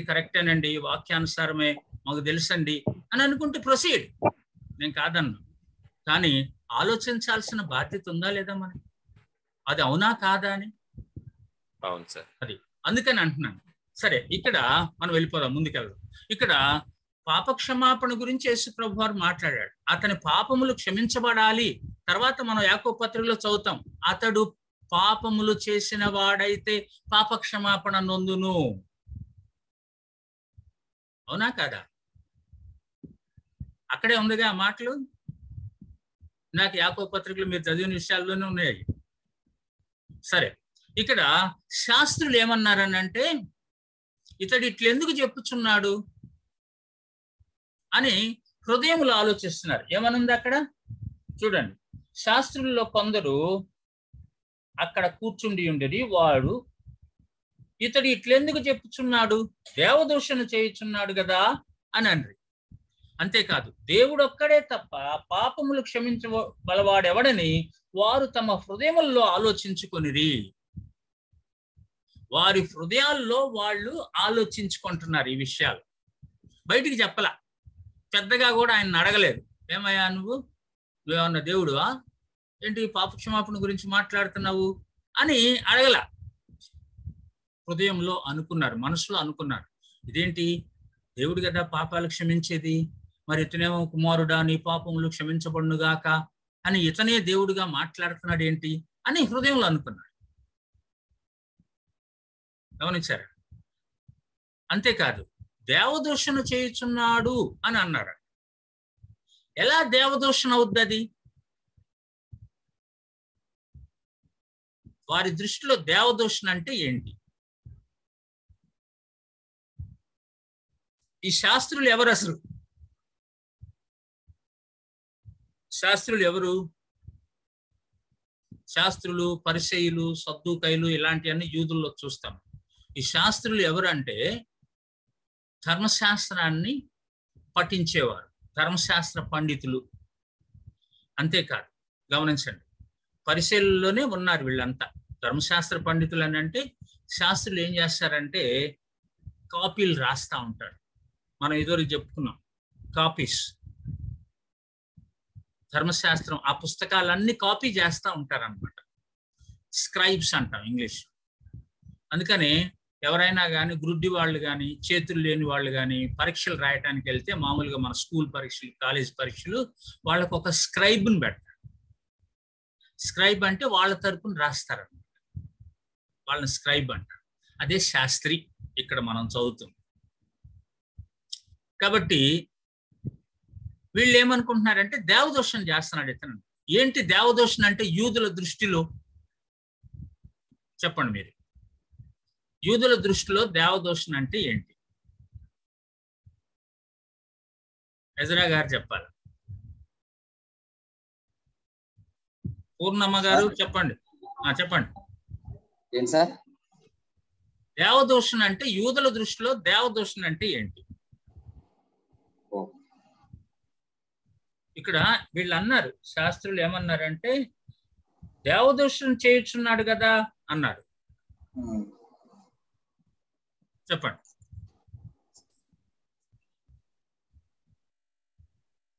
అంటే ఒక వ్యక్తి తనకు తానుగా ప్రదర్శించుకోవటమే దైవదూషణ కింద భావించేవారు.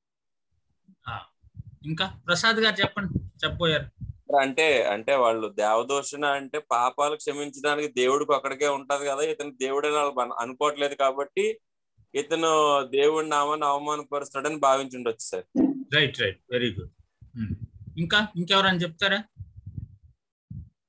పూర్ణమ్మ గారు చెప్తారా? ప్రసాద్ గారు చెప్పింది. ప్రసాద్ గారు చెప్పిందే కరెక్ట్ అంటారా? రైట్. ఇంకెవరైనా? దేవుడిగా అంగీకరించలేదు కాబట్టి. చెప్పండి.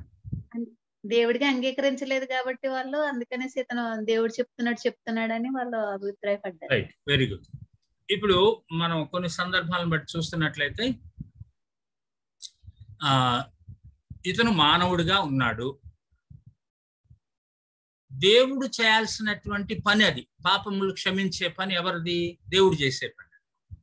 ఇతను మానవుడిగా ఉండి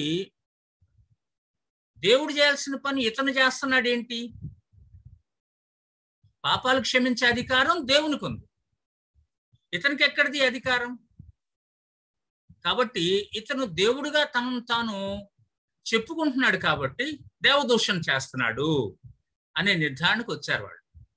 అందుకని యేసుప్రభు వారు కొన్ని చోట్ల కొన్ని సందర్భాల్లో యోహాను సువార్తలో చూస్తే తండ్రియు నేను ఏకమై ఉన్నాము, నన్ను చూసిన వాడు తండ్రిని చూసినట్టే, ఇలాంటి మాటలన్నీ వారి కోపం తెప్పించినాయి. ఎందుకంటే అతను దేవుడుగా చెప్పుకుంటున్నాడు అనేటువంటి. అందుకనే దేవదూషణ చేసినటువంటి వాడిని శిక్షించాల్సిందే ధర్మశాస్త్ర ప్రకారం, మరణ శిక్ష విధించాలి వాడిని. అంటే మానవుడై ఉండి దేవుడిగా చెప్పుకోకూడదు, దేవునితో సమానం చేసుకోకూడదు, అదనమాట. అందుకని వీళ్ళు దేవదూషణ చేస్తున్నారు అని అన్నాడు. అంతేకాదు హృదయంలో ఆలోచించారు. అందుకని యేసు వారి హృదయాలోచన ఎలా తెలుసుకున్నాడు? యేసు వారి హృదయాలోచన ఎలా తెలుసుకున్నాడు?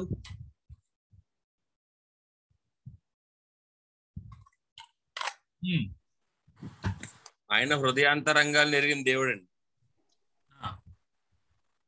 అంటే యేసుక్రీస్తు దేవుడు అని చెప్పడానికి ఇదొక కారణం. హృదయాల్లో ఆలోచించే మాటలు బయటికి చెప్పేస్తాడు ఆయన. దేవునికి ఉన్న లక్షణం అది. హృదయాంతర్యాలని పరిశీలించగలిగినటువంటి లక్షణం ఎవరిది? దేవునిది. యేసుక్రీస్తు మానవునిగా ఉన్నాడు కదా, ఇక్కడ సంపూర్ణమైన మానవునిగా. కాబట్టి ఆయన దేవుడు అని చెప్పడానికి ఈ లక్షణం ఒకటి. అందుకని యోహాన్ రాస్తాడు ఈ విషయాన్ని. చూడండి 2వ అధ్యాయంలో 24వ వచనం చూడండి, 24-25 వచనాలు. యోహాను సువార్త 2వ అధ్యాయం 24-25 వచనాలు. అయితే యేసు అందరినీ ఎరిగినవాడు గనుక ఆయన తన్ను వారి వశము చేసుకొనలేదు. ఆయన మనుషుని ఆంతర్యమును ఎరిగినవాడు కనుక ఎవడునో మనుషుని గూర్చి ఆయనకు సాక్ష్యం ఇయ్యనక్కరలేదు. యేసుక్రీస్తుని గురించే రాస్తున్నాడు యోహాను. మనుషుని ఆంతర్యం ఎరిగినవాడు కాబట్టి ఎవరు ఆయనకి సాక్ష్యం ఇవ్వనక్కర్లేదు. సో యేసుప్రభు వారు దేవుడు అని చెప్పడానికి ఇలాంటి కారణాలు చాలా చూడొచ్చు మనం తర్వాత. ఇది ఒక కారణంగా చూస్తున్నాం మనం. మనుషుని ఆంతర్యము తెలుసుకునేది దేవునికి ఒక్కనికే, మానవునికి తెలియదు. రైట్. ఇక్కడ యేసుప్రభు వారు ఆ తర్వాత ఒక ప్రశ్న వేశాడు. ఏమేశాడు? నీ పాపములు క్షమించబడి ఉన్నవని చెప్పుట సులభమా, నీవు లేచి నడవమని చెప్పుట సులభమా? ఏది సులభం?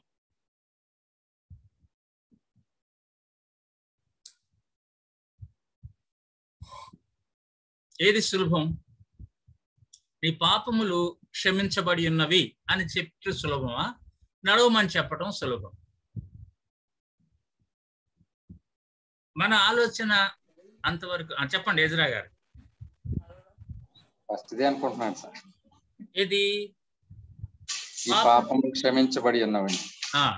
ఇంకా దేవుడు కాబట్టి. ఇంకా మిగిలిన వారు అంటే యేసుప్రభు అడిగిన ప్రశ్న ప్రకారం ఒరిజినల్ గా అయితే ఏది సులభం కాదండి ఎవరికైనా. ఆయనకు ఒక్కడికే అన్ని సులభం అండి. అంటే ఇప్పుడు ఆయనకు సులభం అని అంటలేదు ఆయన, అది కూడా చెప్తున్నది. మనకు ఒక ప్రశ్న వేశాడు, ఏది సులభము అని ఆయనే వేశాడు ప్రశ్న. ఎందుకు అన్నాడు అసలు? ఆ ప్రశ్న వేయాల్సిన అవసరం ఏంటి? ఏది సులభము చెప్పండి.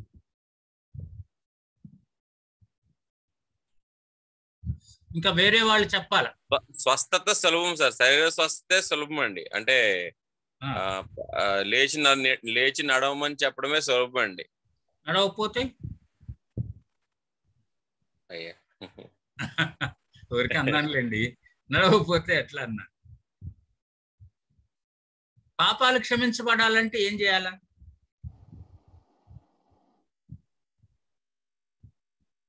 మారు మనసు కలగాలి, పశ్చాత్తాపం అనేది. అంటే అసలు మానవ పాపాలు క్షమించబడాలంటే ఏం జరగాలి? రక్తము చిందించబడాలి, మార్పు కలగాలండి హృదయంలో. రక్తము చిందించబడాలి, ధర్మశాస్త్రం చెప్పేది.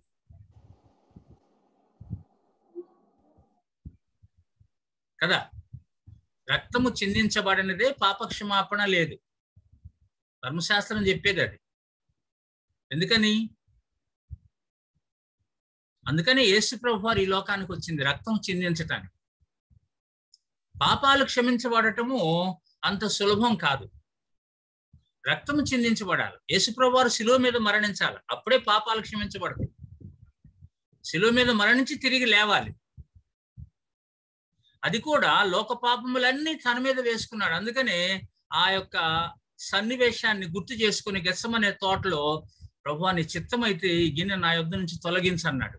అది ఎంత భయంకరమైనటువంటి పరిస్థితితో ఆయనకు తెలుసు. అందుకని ఇక్కడ ఆ ప్రశ్నించాడు, దాన్ని దృష్టిలో పెట్టుకుని ఏది సులభము అన్నాడు వాళ్ళతో. నీ పరిపెత్తుకొని నడవమని మాంత్రికుడు కూడా చెప్పొచ్చు. మోషేకి ఏం చెప్పాడు? వెళ్ళి ఫరో దగ్గరికి వెళ్ళి నీ చేతిలో కర్ర కింద పడి పాము అవుతుంది, నమ్ముతాడు ఆయన అన్నాడు. ఈయన మూట కట్టుకొని వెళ్ళిపోయి అక్కడ కర్ర కింద పడేశాడు, పాము అయిపోయింది. ఫరో పెద్దగా నవ్వి అక్కడున్న మాంత్రికుల వైపు చూస్తే వాళ్ళ చేతుల్లో ఉన్న కర్రలు కూడా కింద పడేశారు, అవి కూడా పాములు అయిపోయింది. ఎందుకు చెప్తున్నా అంటే మాంత్రిక విద్యతో కూడా ఈ దినాల్లో చాలా మంది మనుషులను లేపుతున్నారు. ఆ దినాల్లో కూడా ఉన్నారు మాంత్రికులు. అందుకని ఏది సులభం అన్నాడు? ప్రాణం పెట్టడం. గమనిస్తున్నారా? ప్రాణం పెట్టడం, అది కూడా తన ప్రాణం పెట్టడానికి వచ్చాడు. ఆ తర్వాత ఏమన్నాడు చూడండి. ఆ తర్వాత ఏమన్నాడు? 10వ వచనంలో చదవండి. 10వ వచనంలో ఏమన్నాడు? అయితే పాపములు క్షమించుటకు భూమి మీద మనుష్య కుమారునికి అధికారము కలదని తెలుసుకున్న వాళ్ళని వారితో చెప్పి, పాపములు క్షమించుటకు భూమి మీద మనుష్య కుమారునికి అధికారము కలదు. ఆ విషయం మీరు తెలుసుకోవాలి. ఎందుకని? వారి కొరకు నా ప్రాణం పెట్టబోతూ ఉంటున్నాను శిలువ మీద తగిన సమయంలో. ఆయనకు తెలుసు. అందుకనే మనుష్య కుమారునికి అధికారం ఉంది. మనుష్య కుమారుడిని ఎందుకు సంబోధించాడు ఇక్కడ? ఆయన పరిపూర్ణమైనటువంటి మనుష్యుడు. వాళ్ళు ఏమనుకుంటున్నారు? ఈయన మనుష్యుడే, అయితే దేవదూషణ ఎందుకు చేస్తున్నాడు ఈయన? పాపాలు క్షమించడానికి ఈయనకెక్కడికి అధికారం అని అంటే, నాకున్నదిరా బాబు అధికారం, ఎందుకంటే నేనే ఆయనను గనుక, ఈ లోకంలో మనుష్య రీతిగా ఉన్నటువంటి దేవుడను గనుక అన్నట్టు నిరూపించాడు. ఆ తర్వాత అన్నాడు, నీ పరిపెత్తుకో నువ్వు నడు అన్నాడు. వాడు దిగ్గును లేచి వెళ్ళిపోయాడు. అందుకనే పాప క్షమాపణ ఎవరిస్తారు? దేవుడిస్తాడు. అతను స్వస్థత పొందాడా? పొందాడు. ప్రజలు ఎవరిని మహింపరిచారు?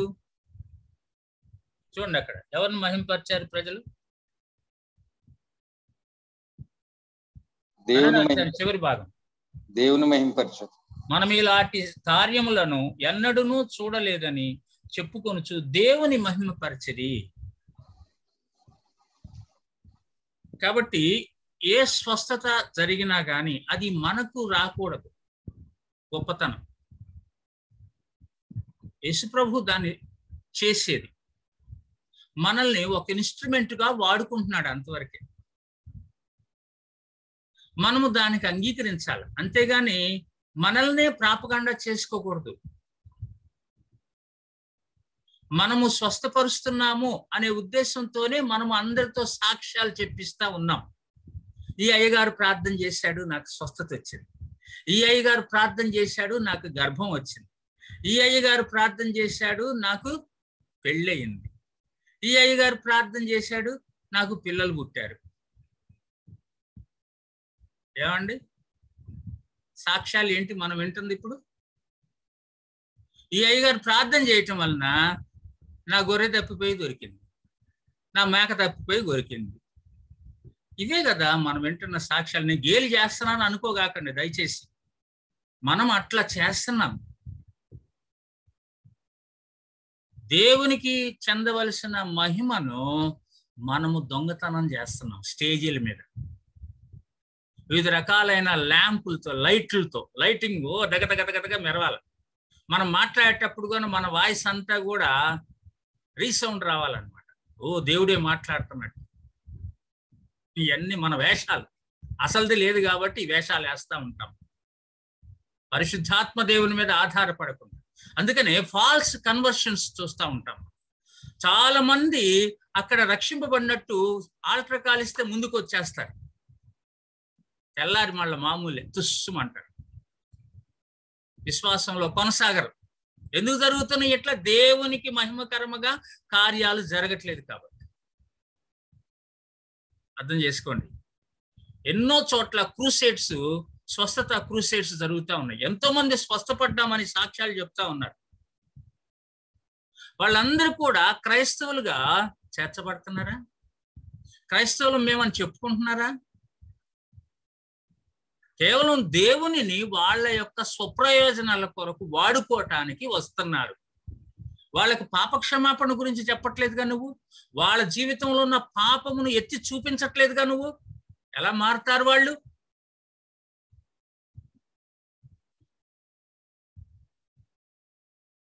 కాబట్టి అర్థం చేసుకోండి దేవుని బిడ్డలారా. వాక్యాన్ని మనం ఎందుకు స్టడీ చేస్తున్నామని అంటే, మన జీవితాలకు అన్వయించుకొని వాక్య ప్రకారము జీవించటానికి. లేకపోతే ఉపయోగం లేదు. దీనివల్ల ఇట్లా మనం స్టడీ చేయటం వల్ల ఉపయోగం లేదు. అర్థం చేసుకోండి. నేను అందుకనే నేను ఈ వీటన్నిటికి కూడా నేను ఆన్సర్స్ రాశాను. ఇవన్నీ నేను అంటే వాటికి తగిన రీతికి ఇప్పుడు మనం మీకు ఎలా నేను వివరించాను అవే నేను ఇక్కడ రాసింది కూడా అనమాట. తర్వాత నేను మీకు ఇవన్నీ పెడతాను, మీరు తర్వాత స్టడీ చేయండి, నోట్స్ ఇచ్చినప్పుడు స్టడీ చేయండి. Okay, right. మనము బైబిల్ స్టడీలో ఇప్పుడు దాకా మనం చూసింది ఏంటి? అబ్జర్వేషన్ సంబంధించినటువంటి విషయాలను మనం చూస్తున్నాం. ఈ అబ్జర్వేషన్లో రాయబడినటువంటి విషయాలను ఎలా రాయబడింది, దాంట్లో ఏమున్నాయి అనేది గ్రహించడానికి ఇవన్నీ ప్రశ్నలు వేశాను ఇప్పుడు దాకా. వ్యాకరణ అంశాలు చూడాలి. తెలుగులో మనము వ్యాకరణ అంశాలు ఎలా చూస్తామో, ఒక కథ చదివేటప్పుడు, ఒక స్టోరీ వినేటప్పుడు, అలాగే వ్యాకరణ అంశాలు చదవాలి. మొదటిగా అక్కడ ఉన్నటువంటిది ఎవరు గురించి మాట్లాడుతున్నారు? స్త్రీలింగమా, పురుషలింగమా, నపుంసకలింగమా, దేని గురించి మాట్లాడుతున్నారు అంటే జెండర్ను మనం గుర్తించాలి. కొన్ని పదాలు జెండర్కు సంబంధించి ఉండవు. ఇప్పుడు గాడ్ పదం ఉన్నది, దేవుడికి మనము మగవాడు అని చెప్పడానికి లేదు, ఆడది అని చెప్పడానికి లేదు. అర్థం చేసుకోండి. దేవుడు ఫిజికల్ ఫామ్ లో లేడు, దేవుడు ఆత్మస్వరూపి. కాబట్టి ఆయనకి మనం ఒక ఫిజికల్ ఫామ్ ఇవ్వలేము, భౌతికమైన స్వరూపాన్ని ఆయనకి ఇవ్వం. కాబట్టి ఆయన ఆడది, ఆయన మగవాడు, లేకపోతే ఆయన ఫలానా అని చెప్పడానికి లేదు. ఆయన ఆత్మస్వరూపి. కాబట్టి ఆయనకి అవయవాల నిర్మాణము అటన్నిటిని మనలాగా ఉండటానికి వీల్లేదు. అలా అయితే దేవుడు ఒక్క చోటే ఉంటాడు మనలాగే ఫిజికల్ ఫామ్ లో. మనం ఇక్కడున్న వాళ్ళము అదే సమయంలో ఇంకో స్థలంలో ఉండలేము. మనం ఆత్మస్వరూపి కాబట్టి అంతటా ఆవరించి ఉంటాడు ఆయన.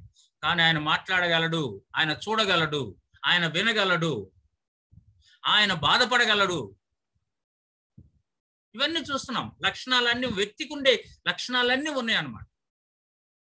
అందుకనే ఇక్కడ మనం చూసేటప్పుడు ఈ విషయాన్ని మనం ఆలోచిస్తున్నప్పుడు దేవుడు ఏంటి న్యూట్రల్ జెండరా అని ఆలోచిస్తాం. కాదు, ఆయనకు అది ఆపాదించలేం మనం అనేది గుర్తుపెట్టుకోండి. తర్వాత పరిశుద్ధాత్మ గురించి మనము మాట్లాడుతూ ఉంటాం. పరిశుద్ధాత్మ శక్తి కాదు, వ్యక్తి. అని ఇంతకుముందు నేను మీకు చెప్పాను, ఆయన వ్యక్తి, దేవుడు. అందుకనే ఓల్డ్ కింగ్ జేమ్స్ వర్షన్స్ లో పరిశుద్ధాత్మను గురించి కొన్ని రెఫరెన్సెస్ లో ఇట్ అని వాడారు. అది తర్వాత సరి చేశారు. New king James version, modern king James versions లో సరి చేశారు దాన్ని. అందుకని నేను ఇక్కడ ఒక ఉదాహరణ ఇచ్చాను అనమాట. యోహాను సువార్త 14వ అధ్యాయం 16-17 వచనాల్లో ఓల్డ్ కింగ్ జేమ్స్ వర్షన్ లో అలా రాశారు, దాన్ని సరి చేశారు. తర్వాత ఇట్ అని వాడకూడదు, పరిశుద్ధాత్మ దేవునికి అని హీ అనేది వాడాలి, అతను అనేటువంటి. దేవునికి మరి ఆయన ఏ జెండర్ కాదు అంటున్నప్పుడు హీ అని ఎందుకు వాడుతున్నాం మనము అని అంటే, మనం అర్థం చేసుకునేటువంటి భాషలో ఉన్నది కాబట్టి దేవుడు అని అంటున్నప్పుడు తెలుగులోకి వచ్చేసరికల్లా ఆ డు అనేటువంటి పదాన్ని మనము ఉపయోగిస్తా ఉన్నాం.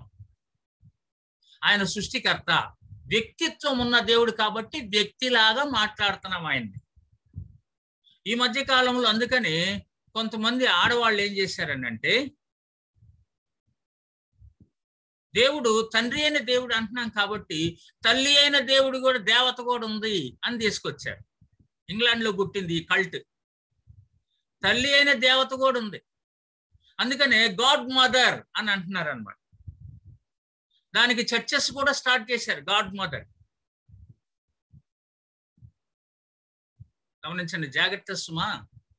ఇలాంటి వాళ్ళు భారతదేశంలో కూడా ఉన్నారు. అందుకని దేవుడు తండ్రి అయిన దేవుడు ఉన్నప్పుడు తల్లి అయిన దేవత ఎందుకు ఉండదు? ఉండాలండి ఖచ్చితంగా అని తీసుకొచ్చారనమాట. అర్థం చేసుకోండి, జాగ్రత్త. ఇలాంటివి చాలా ఉన్నాయి. మనం అంటే నేను ఇక్కడ సందర్భం వచ్చింది కాబట్టి ఊరక ఉదాహరణగా చెప్తా ఉన్నాను. మీరు గాడ్ డాక్ట్రిన్ వినేటప్పుడు ఇవన్నీ వస్తాయి అన్నమాట. థియాలజీ చేసేటప్పుడు వీటి గురించినటువంటి అవగాహన ఉండాలనే ఉద్దేశంతో నేను చెప్తూ ఉంటున్నాను. రైట్.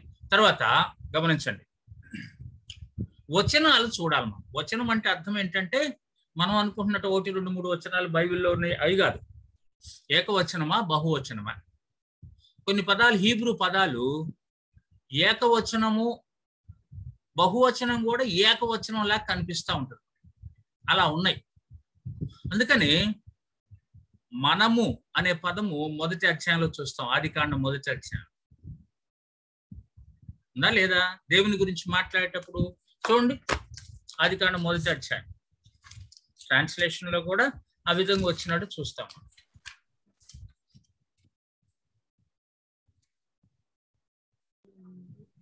ఉందా సార్? మొదటి అధ్యాయం 26వ వచనం. దేవుడు మనస్వరూపమందు. మనస్వరూపం ఎందుకన్నాడు అక్కడ మనస్వరూపం అని? ఆ మన అనేటువంటి పదము ప్లూరల్ వర్డ్, అనగా దేవునికి ప్లూరల్ వర్డ్ హీబ్రూలో ఉన్నది అనేటువంటి అర్థం తెలుస్తున్నాడు.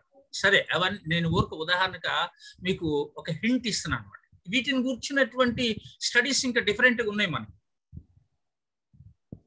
ఇక్కడ మీకు అర్థం కావటం కొరకు ఈ పదాన్ని వినియోగిస్తున్నా. అందుకనే మనస్వరూపమందు మన పోలిక చొప్పున అని అన్నాడు.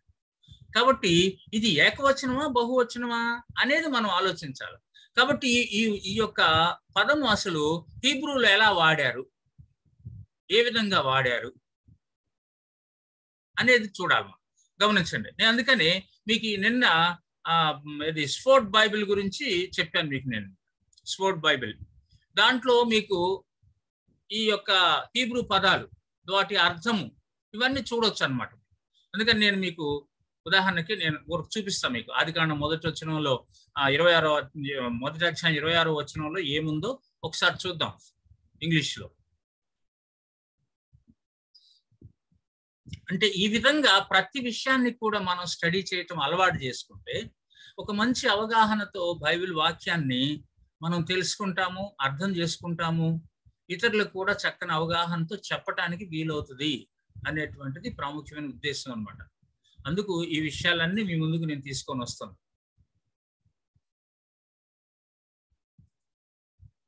ఓకే, అది ఓపెన్ అయిన తర్వాత చూద్దాం. రైట్.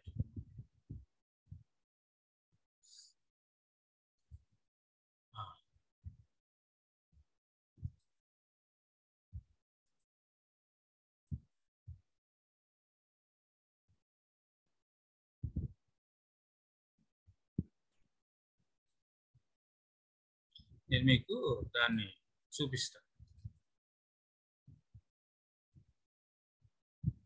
మీకు ఇది స్క్రీన్ కనిపిస్తుంది కదా, ఇది స్పోర్ట్ బైబిల్ స్క్రీన్ కనిపిస్తుందా? చూస్తున్నారా?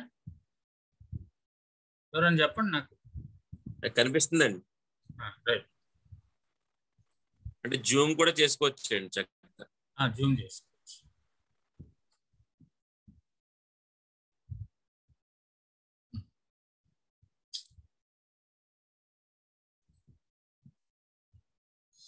ఇప్పుడు ఇక్కడ ఇదిగో 26వ వచనం మనం చూడాల్సింది కదా.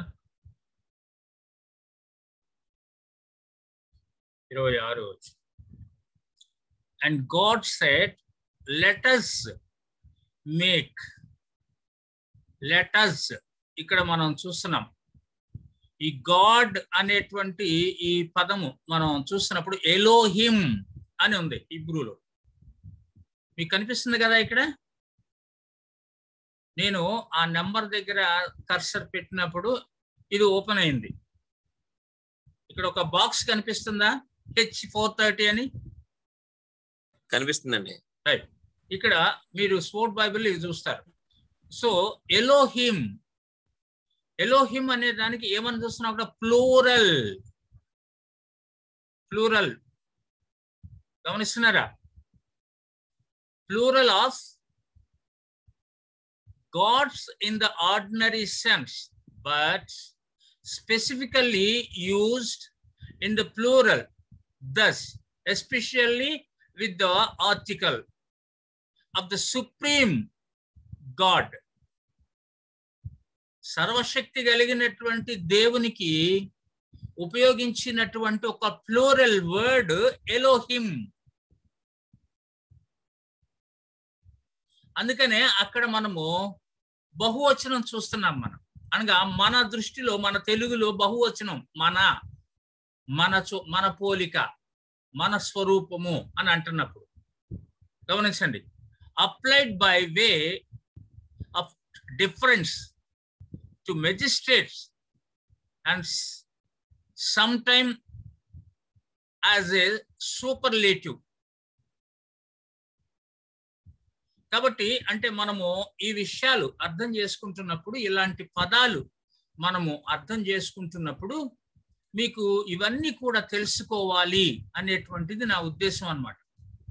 బహువచనము ఉన్నది, ఏకవచనము ఉన్నది పదాల్లో. అంటే ఇది మనం అనుకున్న భాష కాదు, ఇది మనకు వచ్చిన భాష కాదు, ఇది డిఫరెంట్ లాంగ్వేజ్, వేరే లాంగ్వేజ్, ఇది వాళ్ళ భాష, ఇది. దాన్ని మనం అర్థం చేసుకోవాలా. అందుకొరకు ఇవన్నీ నేను గుర్తు చేస్తున్నాను మీకు. Singular or plural.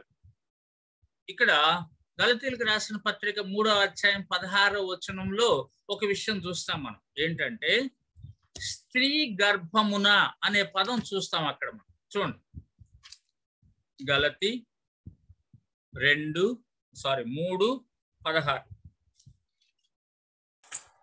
3:16. అబ్రహామునకును అతని సంతానమునకును వాగ్దానములు చేయబడిన ఆయన అనేకులను గూర్చి అన్నట్టు, గమనించండి, ఆయన అనేకులను గూర్చి అన్నట్టు నీ సంతానములకును అని చెప్పక ఒకని గూర్చి అన్నట్టే నీ సంతానమునకును అనెను. ఆ సంతానము క్రీస్తు. అంటే అబ్రహాముతో మాట్లాడినప్పుడు మనం 2వ అధ్యాయంలో ఇంకొక మాట చూస్తాం అన్నమాట.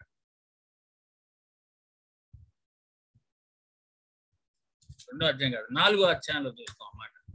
4వ అధ్యాయంలో ఏముంటుందని అంటే, స్త్రీ యందు పుట్టి ఆయన, దేవుడు తన కుమారుని పంపెను, ఆయన స్త్రీ యందు పుట్టి మనము దత్తపుత్రులను కావాలని ధర్మశాస్త్రం లోబడి ఉన్న వారిని విమోచించగా ధర్మశాస్త్రానికి లోబడిన వాడు ఆయను. అంటే ఒక స్త్రీ యందు పుట్టి అంటే ఒక స్త్రీ వలన మాత్రమే పుట్టాడు, పురుషుడు లేడు అక్కడ. గమనించండి. కాబట్టి ఇక్కడ అబ్రహాంతో చెప్తుంది ఏంటనంటే, అబ్రహాంతో ఏమంటున్నాడు, నీ సంతానములకు అని అనకుండా నీ సంతానమునకు అన్నాడు అని అంటే ఒక్కని గురించే మాట్లాడాడు అక్కడ అనేది చూస్తాం. కాబట్టి అక్కడ వాడబడింది సింగులరా ప్లూరలా ఇలాంటివి కూడా మనం చూడాలి. ఆ పదాల యొక్క అర్థాలు ఏంటి అనేది కూడా చూడాలి. తర్వాత కాలం, టెన్స్ అంట ఇంగ్లీష్లో, టెన్స్. అందుకని టెన్సెస్ అని ఇంగ్లీష్లో గ్రామర్ నేర్చుకుంటాం. వర్తమాన భూత భవిష్యత్ కాలములు అని నేర్చుకుంటాం తెలుగులో. అలాగే ఇంగ్లీష్లో present tense, past tense, future tense అనేది చూస్తాం. అలాగే ఏ టెన్స్ లో చెప్పబడింది ఆ వాక్యం? జరగబోయేదా, జరిగిపోయిందా, జరుగుతూ ఉన్నదా? ఇది మనం గ్రహించాలి. అందుకని వర్తమాన భూత భవిష్యత్ కాల మనం చదివినటువంటి వాక్యము ఎక్కడిది? జరగబోతున్నదా, జరుగుతున్నదా, జరిగిపోయిందా అనేది మనం ఆలోచించాలి. Present tense, past tense, future tense. హెబ్రీ పత్రికలో మనం చదువుతుంటున్నప్పుడు గమనించండి, హెబ్రీ పత్రికలో మొదటి వచనాల్లో ఏమని చెప్తాడు అక్కడ గ్రంథకర్త అనేది చూస్తున్నాము. ఏమని చెప్తాడు చూడండి.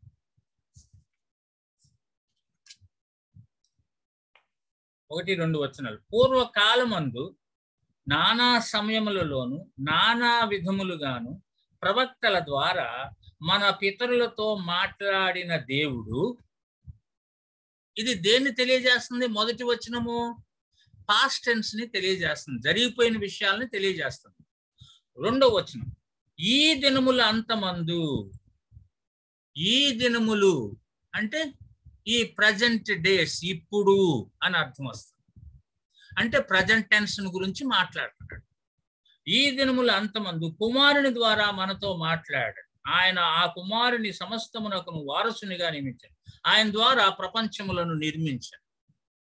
ఈ టెన్సెస్ అర్థం చేసుకోవాలి మనం. వచనాలు అంటే వాక్యాలు చదివేటప్పుడు గబాలను మనం ఏది పడితే చెప్పేసేయకూడదు. అది ఏ టెన్స్ లో చెప్పబడింది అనేది కూడా మనం ఆలోచించాలి. ఆ తర్వాత అలంకారాలు లేదా పోలికలు. అలంకారములు, పోలికలు. అది అక్షరార్థముగా ఉన్నదా,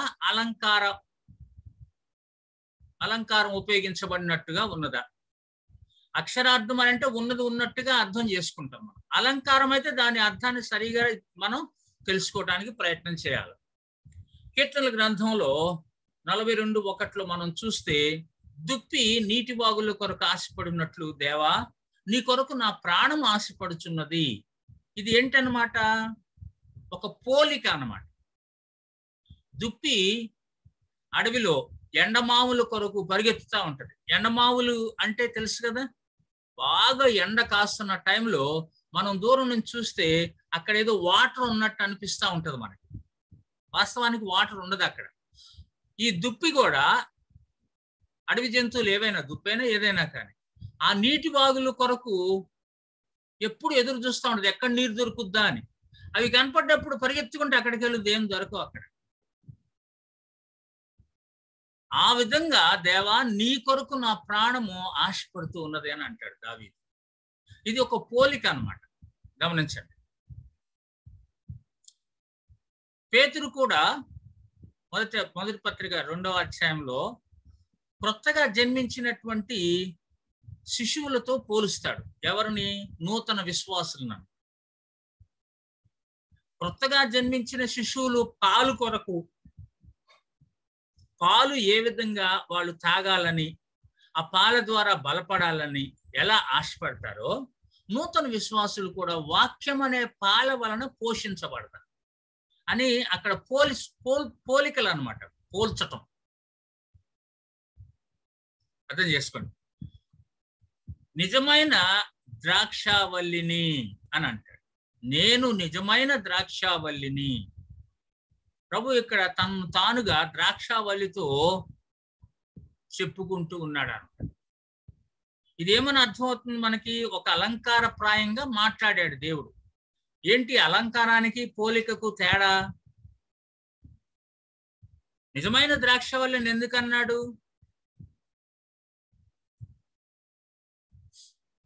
మీరు నాయందు నిలిచి ఉండండి అని అంట. తీగ ద్రాక్షావల్లిలో నిలిచి ఉంటేనే ఫలిస్తుంది. గమనించారా? ఇశ్రాయేలీయుల్ని మొదటిగా ద్రాక్షావల్లిగా పరిచయం చేశాడు. తన ప్రజలుగా ఈ లోకానికి పరిచయం చేశాడు. అందుకనే యెషయా గ్రంథంలో అంటాడు. చూడండి, యెషయా గ్రంథము 5వ అధ్యాయంలో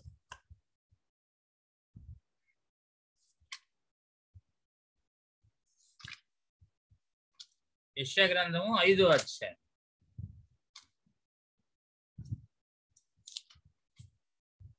తీసారా? ఇక్కడ ఏమంటాడంటే 7వ వచనంలో చూడండి, ఇశ్రాయేలు వంశము సైన్యములకు అధిపతియగు యెహోవా ద్రాక్ష తోట. అందుకని ఇక్కడ ఆ ద్రాక్ష వనము ఫెయిల్ అయిపోయింది కాబట్టి నేనే నిజమైన ద్రాక్షావల్లిని అని ప్రభు తను తాను మనకు పరిచయం చేసుకుంటున్నాడు. అంటే ద్రాక్షావల్లిగా ఒక అలంకార ప్రాయముగా తనను తాను పరిచయం చేసుకుంటున్నాడు. దానిలో మనము నిలిచి ఉండాలా అని అంటాడు. ఇక్కడ నీవు తిరిగి జన్మించాలా అని నికోదేముతో అంటాడు. తిరిగి జన్మించటం అనేది ఒక అలంకార ప్రాయం అంట. తిరిగి జన్మించు, అలాగైతేనే నీవు దేవుని రాజ్యంలో అర్హత సంపాదిస్తావు, అలా అయితేనే దేవుని రాజ్యంలో ప్రవేశిస్తావు. తిరిగి జన్మించు అంటే మార్పుని తిరిగి జన్మించడంతో అక్కడ పోలుస్తూ ఉన్నాడు చూస్తున్నాం. అలా అలంకార ప్రాయంగా మాట్లాడుతూ ఉంటున్నాడు. ఇక్కడ లూకా సువార్త 18వ అధ్యాయంలో ప్రార్థన విషయం వచ్చినప్పుడు ఒక అన్యాయస్తుడైనటువంటి న్యాయాధిపతి ఉన్నాడు, ఒక పేద విధవరాలు ఉంది. న్యాయము తీర్చడానికి ఆయన దగ్గరికి వెళ్ళి అడుగుతా ఉన్నది. ఆయన అస్సలు న్యాయం తీర్చటం లేదు. ఆ పేద విధవరాలు ఎన్నోసార్లు అడుగుతుంది. ఇక ఆయన తట్టుకోలేక ఆమెకు న్యాయం తీర్చినట్టు చూస్తాం. అయితే ఆ యొక్క ఉపమానం దేని కొరకు చెప్పాడు ప్రభు? ప్రార్థన గురించి వచ్చినప్పుడు చెప్పాడు. చూడండి లూకా సువార్తలో 18వ అధ్యాయం.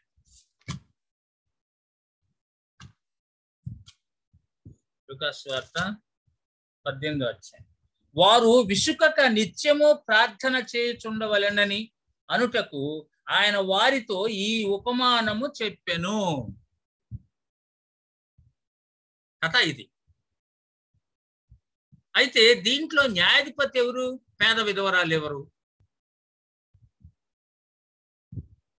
చెప్పండి.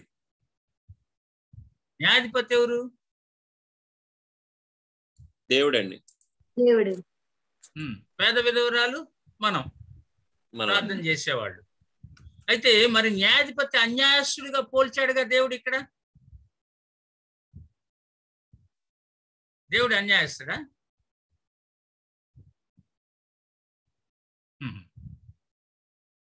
అన్యాయస్తుడైన న్యాయాధిపతి ఆయన అన్నాడు.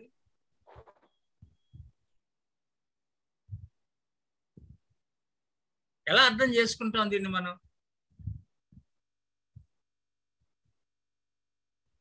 అది కాదు మనం చూడాల్సింది. అన్యాయస్తుడైన న్యాయాధిపతి, దేవుడు కూడా అన్యాయస్తుడైన దేవుడు, అది కాదు చూడాల్సింది.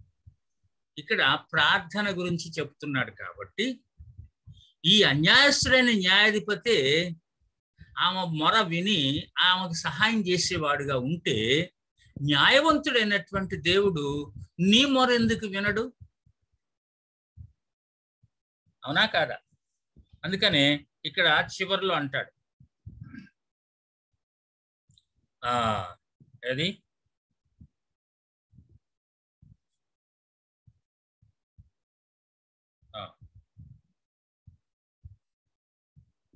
ఎక్కడ 6వ వచనంలో అంటాడు చూడండి. అన్యాయస్తుడైన ఆ న్యాయాధిపతి చెప్పిన మాట వినుడి. దేవుడు తాను ఏర్పరచుకొనిన వారు దివారాత్రులు తన్ను గూర్చి మొర్ర పెట్టుకొనుచుండగా వారికి న్యాయము తీర్చడా? ఆయన వారికి త్వరగా న్యాయము తీర్చును. వారి విషయమే కదా ఆయన దీర్ఘశాంతము చూపుచున్నాడని మీతో చెప్పుచున్నాను. అయినను మనుష్య కుమారుడు వచ్చినప్పుడు ఆయన భూమి మీద విశ్వాసము కనుగొనునా అన్నాడు. ఇది ఒక పోలిక, ఒక ఉపమాన రీతిగా, ఒక అలంకార రీతిగా ప్రభు మనకు తెలియజేస్తున్నటువంటి. అంతేగాని దేవుడు అన్యాయస్తుడని కాదు అని అర్థం చేసుకోవటం కొరకు చెప్తా ఉన్నా. ఇక్కడ మీకు ఒక అసైన్మెంట్ నేను చెప్తున్నా. రోమపత్రిక 6వ అధ్యాయము 1 నుంచి 12 వరకు చదివి ప్రాముఖ్య పదాలు, పద సముదాయాలు, ఫ్రేజెస్ రాయండి. హెబ్రీ పత్రిక 11 చదివి 1 నుంచి 8 వరకు చదివి ప్రాముఖ్య పదాలు, అక్కడ కూడా పద సముదాయాలు, ఫ్రేజెస్ అనగా 2-3 పదాలు కలిపి ఒకే అర్థాన్ని ఇస్తున్నట్టు ఉంటాయి. అలాంటివి ఎత్తి రాయండి అని లూకా సువార్తలో చదివి ఈ 3 ఉపమానాలు ఏ ప్రాముఖ్య అంశం మీద చెప్పబడినవి. మీరు అసైన్మెంట్స్ అందరు చేయట్లేదు, తప్పకుండా చేయాలని నేను మనవి చేస్తున్నాను. Okay, right. తర్వాత స్ట్రక్చర్. గ్రామర్లో మనము స్ట్రక్చర్ చూస్తాం. అంటే మనం తీసుకున్నటువంటి ప్యాసేజ్ కానీ లేకపోతే ఆ పుస్తకం కానీ దాని స్ట్రక్చర్ ఎలా ఉంది, దాని నిర్మాణం ఎలా ఉన్నది అనేది మనము ముందు ఆలోచిస్తాం.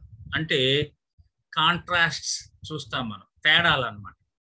శరీర కార్యాలు, ఆత్మ కార్యాలు అని గలతీ పత్రికలో చూస్తాం. కంపారిజన్స్ ఏమైనా ఉన్నాయా, పోలికలు. దేవుని రాజ్యమును పులిసిన పిండితో పోల్చాడన్నమాట. ఇలస్ట్రేషన్స్, ఉపమానములు, చిన్న చిన్న కథలు అన్నమాట. దాంట్లో దూలము నలుచు అని పోలుస్తాడు. నీ కంట్లో ఉన్న దూలాన్ని తీసుకోకుండా ఎదుటివాని కంట్లో నలుచుని ఎట్టగా తీస్తావు నువ్వు అన్నట్టు. క్వశ్చన్స్, కొన్ని ప్రశ్నలు ఉంటాయి. ఆ ప్రశ్నలు సమాధానాలు అక్కడే ఉంటాయి. ప్రశ్న ఏటో సమాధానం చెప్పడం కూడా ఉంటాయి. కొన్ని రిపిటేషన్, పదే పదే చెప్పబడిన విషయాలు ఉంటాయి. రోమపత్రిక 6వ అధ్యాయంలో పాపముకు, టు సిన్. హెబ్రీ పత్రికలో విశ్వాసము వలన, ఇవన్నీ చూస్తాం మనం. ఇలాంటి పదాలు రిపీటెడ్ వర్డ్స్. ఈ రిపీటెడ్ వర్డ్స్కి ఇదివరకు మనం చూసాం, దానికి ప్రాముఖ్యత ఉంటుంది అనేది. కాజ్ అండ్ ఎఫెక్ట్ అంటే కారణము, దాని ఫలితము. అంటే ఇలా చేశాం కాబట్టి ఇది జరిగింది అని అంటాం. రోమపత్రికలో 1వ అధ్యాయం 18 నుంచి 32 వరకు చూస్తే, తమ మనస్సులో వారు దేవునికి చోటీయనొల్లకపోయిరి గనుక చేరాని కార్యములు చేయుటకు దేవుడు భ్రష్ట మనసుకు వారిని అప్పగించెను అని చూస్తాం. 28వ వచనంలో ఉంటుంది అన్నమాట. అంతేకాదు, తుచ్చమైన అభిలాషలకు అప్పగించెను. ఇలా మనం చూస్తాం. అంటే ఎందుకు? వాళ్ళు తమ మనసులో ఇలా ఉన్నారు కాబట్టి ఇలా అప్పగించేశాడు దేవుడే అనేది చూస్తాం. అంటే కాజ్ అండ్ ఎఫెక్ట్స్. గమనిస్తున్నారా? ఇది స్ట్రక్చర్ అన్నమాట. అంటే ఆ ప్యాసేజ్ ఎలా ఉన్నది అనేది మనం అర్థం చేసుకోవటం కొరకు. ఇలాంటి ఏమైనా ఉన్నాయా, తేడాలు ఉన్నాయా, కంపారిజన్స్, పోలికలు ఏమైనా ఉన్నాయా, దీంట్లో ఇలస్ట్రేషన్స్ ఏమైనా ఉన్నాయా, ప్రశ్నలు ఏమైనా ఉన్నాయా, దీంట్లో పదే పదే చెప్పబడిన పదాలు ఏమైనా ఉన్నాయా, ఆ తర్వాత నువ్వు ఇదైతే ఇది అవుతావు, ఇది లేకపోతే ఇది ఉండదు, ఇట్లాంటి కాజ్ అండ్ ఎఫెక్ట్స్ ఏమైనా ఉన్నాయా, ఇవన్నీ ఎత్తి రాసుకుంటాం అన్నమాట స్టడీ చేసేటప్పుడు. The basic questions, observation questions, ఇవి చాలా మీకు ఈజీగా ఉండటం కొరకు అన్నమాట. గమనించండి. ఇక్కడ ఇది sorry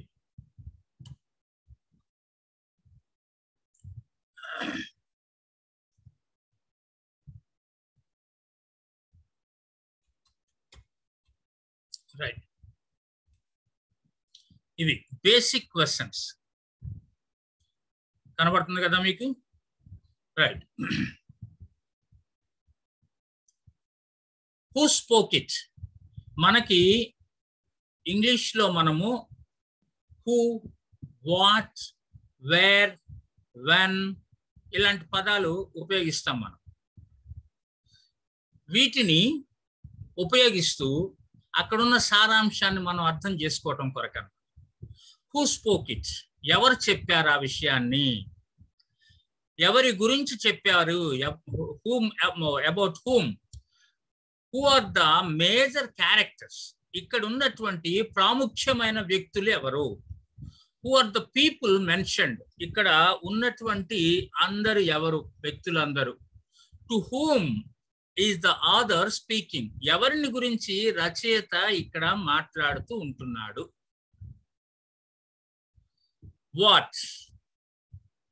what are the main events, ప్రాముఖ్య సంఘటనలు ఏంటి.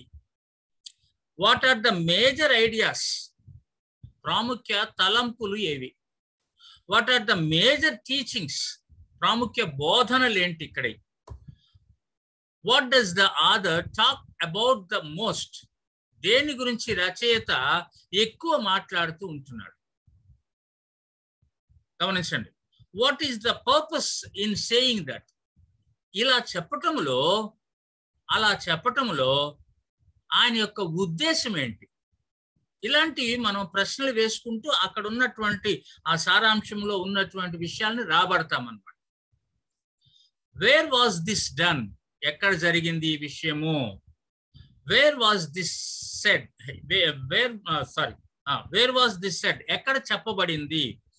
వేర్ విల్ ఇట్ హ్యాపెన్, ఎక్కడ జరగబోతుంది. వేర్ విల్ ఇట్ హ్యాపెన్, ఇందాక టెన్సెస్ అన్నాం కదా, అందుకొరకు. వేర్ విల్ ఇట్ హ్యాపెన్, ఎక్కడ జరగబోతుంది ఇది అనేది మనం ఇలా ప్రశ్నలు వేసుకుంటూ చాలా విషయాలు మనం తెలుసుకోవటానికి ప్రయత్నం చేస్తాం అన్నమాట. ఇంటర్ప్రిటేషన్ క్వశ్చన్స్, ఇందాకేమో అబ్జర్వేషన్ క్వశ్చన్స్ అని చూసాం. రైట్, ఇక్కడ why was there a need for this to be written, ఇది వ్రాయబడటానికి ఆవశ్యకత ఏంటి, ఏంటి అవసరం. ఇది ఎందుకు చెప్పబడింది, ఇది ఎందుకు చెప్పబడలేదు, ఎందుకు ఆ ప్రత్యేక విషయానికి గాని బోధకు గాని ఎక్కువ లేక తక్కువ సమయాన్ని ఇచ్చారు, ఈ సందర్భమును ఎందుకు చెప్పారు. ఏమని పెట్టారా, ఈ ప్రశ్నలు చాలా ప్రాముఖ్యమైనవి బైబిల్ స్టడీ చేసేటప్పుడు. ఇలా వేయటం ద్వారా మీరు చాలా విషయాలు బైబిల్లో ఉన్నటువంటివి మనం చదివేటువంటి వాక్య భాగాల నుంచి నేర్చుకుంటాం. When did this happen, when did this event take place, ఈ యొక్క సంఘటన ఎప్పుడు జరిగింది. వెన్ విల్ ఇట్ హ్యాపెన్, ఎప్పుడు జరగబోతుంది. విల్ అన్నప్పుడు ఫ్యూచర్ని తెలియజేస్తుంది, ఎప్పుడు ఖచ్చితంగా జరగబోతుంది ఇది. When did he say it, ఆయన ఎప్పుడు చెప్పాడు. When did he say it అంటే జరిగిపోయిన దాని గురించి మాట్లాడుతున్నాం, డిడ్ వచ్చింది కదా. అనగా when did he say it, ఎప్పుడు చెప్పాడు. హౌ ఈజ్ ఇట్ డన్, ఎలా జరిగింది, present tense. How is this truth illustrated, ఈ సత్యము ఎలా వివరించబడింది. దేవుని బిడ్డలారా, ఇవన్నీ కూడా ఏదో మనము స్కూల్లో పాఠాలు విన్నట్టు ఉండయి. అవును, అలా నేర్చుకుంటేనే దేవుని వాక్యాన్ని చక్కగా అర్థం చేసుకోగలము. Observation questions, interpretation questions and application questions, అనగా మన జీవితానికి అన్వయించుకునేది. ఇవన్నీ జరిగినాయి, అవును ఇది దీని అర్థం. అయితే ఏంటంటే ఇప్పుడు నేనేం చేయాలా అనేది ప్రశ్నించుకోవడం కొరకు సో వాట్ అని అంటాం. అయితే మనం ఓన్లీ అబ్జర్వేషన్ పార్ట్ లోనే ఉన్నాం, ఇంకా ఇంటర్ప్రిటేషన్ పార్ట్ లోకి రాలేదు, వస్తాం తర్వాత. ఇట్లా కొన్ని క్వశ్చన్స్ ఉంటాయి. ఇందాక చెప్పుకున్నాం మనం, ప్రశ్నార్థకాలు ఉంటాయి అన్నమాట. మనం తీసుకున్న ప్యాసేజ్ లో ఎవరు, ఏమిటి, ఎక్కడ, ఎప్పుడు, ఎందుకు, ఎలా, ఇప్పుడే చెప్పుకున్నాం మనం. ఇవి మనము అర్థం చేసుకోవాలి. అందుకనే ఉదాహరణకి మీకు ఇక్కడ పుస్తక రచయిత ఎవరు, ఎవరికి రాస్తున్నాడు ఈయన, ఎవరెవరు ఉన్నారు ఇక్కడ, ముఖ్యమైనటువంటి వ్యక్తులు ఎవరు, అక్కడ ఏమి జరిగింది, ఏ విషయాలు జరిగినవి, ఎక్కడ జరిగినవి, రచయిత ఏ ఊరి వాడు, ఆయా వ్యక్తులు ఎక్కడి వారు, ఇక్కడ మెన్షన్ చేయబడినవి గ్రామాల, పట్టణాల, రాష్ట్రాల, దేశాల, ఎప్పుడు జరిగినవి, రచయిత ఎప్పటివాడు, ఆ పుస్తకం ఎప్పుడు రాశాడు, ఎందుకు రాశాడు, ఎందుకు చెప్పాడు అట్లా, ఎందుకు వెళ్ళాడు, ఎందుకు వచ్చాడు, ఎలా రాశాడు, ఎలా చెప్పాడు, కోపంగా చెప్పాడా, సంతోషంగా చెప్పాడా, బాధతో చెప్పాడా, ఎలా జరిగింది. ఇలా మనం అన్ని కూడా ప్రశ్నలు వేసుకుంటూ అర్థాన్ని రాబట్టడానికి ప్రయత్నం చేస్తాము. అయ్యా వింటున్నారా? అందరూ నిద్ర మత్తులో ఉన్నారా? వింటున్నాం సార్. పూర్ణ గారు ఇప్పుడు దాకా వీడియో ఆన్ చేసుకున్నారు, నిద్ర వస్తుందేమో అమ్మా? లేదండి. Right right right okay. Assignment ఇక్కడ మళ్ళీ ఇంకొకటి నేను చూపిస్తున్నా మీకు. లూకాసు వార్త 17వ అధ్యాయం 11 నుంచి 19 వరకు చదివి ఈ క్రింది వాటికి వీలైన జవాబులు రాయండి. ఎవరు, ఏమిటి, ఎక్కడ, ఎప్పుడు, ఎందుకు, ఎలా. ఇప్పుడు దాకా నేను ప్రశ్నించాను కదా రకరకాలుగా, అలా అన్ని కూడా మీరు ఆ యొక్క ప్యాసేజ్ నుంచి ఆన్సర్స్ రాబట్టండి. 2వ పేతురు 1వ అధ్యాయము 2 నుంచి 4 వరకు చదివి పై భాగంలోని మీ కీలక పరిశీలనను రాయండి. నేను చెప్పాను ఆల్రెడీ, అంటే ఆ విషయాలన్నీ మీరు కీలక పరిశీలనలు చూడాలని. తర్వాత అసైన్మెంట్ అపోస్తుల కార్యాలు 6వ అధ్యాయం 19 నుంచి 20 వరకు. నోవహు ప్రతి జాతి నుండి జంతువులను ఓడలోనికి ఎలా సేకరించాడు? యోబు 1వ అధ్యాయం 22వ వచనం మరియు 2వ అధ్యాయం 10వ వచనం చదవండి. యోబు స్పందనల్లోని తేడాలు ఏంటో గమనించండి. ఇవన్నీ స్టడీ కొరకు నేను చెప్తుంది, ఇలా మీరు స్టడీ చేయాలి అనే దాని కొరకు. ఓకే. అండ్ దెన్ ఎంత అయింది టైము? 10:30. ఇది రేపు చెప్పుకుందాము. ఇంకటితో ఆపుతా ఉన్నాను, ఎందుకంటే ఇప్పటికి ఒక 5 నిమిషాలు ఉంది కాబట్టి ఏదైనా మీరు విషయాలు అడగాల అని అనుకుంటే you can ask me. Okay. ఎవరైనా అడగాలనుకుంటే అడగండి. ఇప్పటి వరకు మనం చెప్పుకున్న వాటిలో.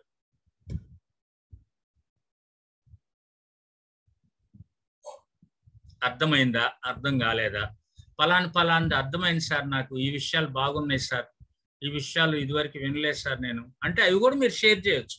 అవి ఇతరుల కొరకు చక్కగా వాళ్ళు కూడా సంతోషిస్తారు. అట్లా కేవలం ప్రశ్నించడం మాత్రమే కాదు, మీరు ఏం నేర్చుకున్నారో కూడా మీరు షేర్ చేస్తే బాగుంటుంది. మాకు ఇవన్నీ తెలుసు సార్, ఇదివరకు ఏదో ఇప్పుడు మళ్ళీ 2వ సారి వింటున్నాం, అది కూడా చెప్పండి.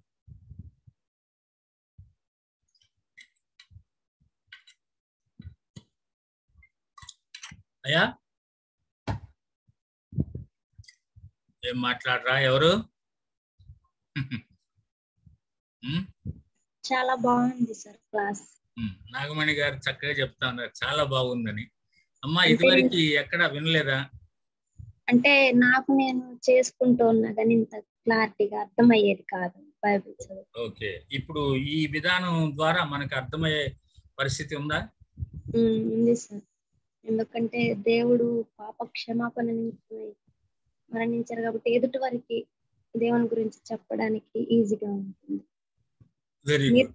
మీరు చెప్పినట్లే చాలా మంది ప్రేయర్స్ అని ఇట్లా వెళ్తున్నారు, కానీ వాళ్ళకి స్వస్థత కావాలని వెళ్తున్నారు, కానీ వారి యొక్క పాప క్షమాపణ అనేది, మారు మనసు అనేది తెలియటం లేదు. చాలా నేర్చుకుంటున్నాను సార్. అట్లా అంటే బైబిల్ స్టడీ ఎలా చేయాలి అనే దాంట్లో మనం ఇవన్నీ చూస్తా ఉన్నాము. కాబట్టి స్టడీ చేయటం మనకు అర్థమైపోతే వాక్యం అర్థమైపోతుంది. అప్పుడు మనం చక్కని అవగాహనతో ఇతరులతో మనం షేర్ చేసుకోవటానికి వీలవుతుంది.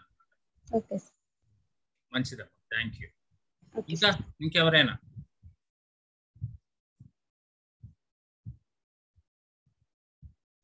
పూర్ణమ్మ గారు మీకు ఏమైనా అర్థమైందా?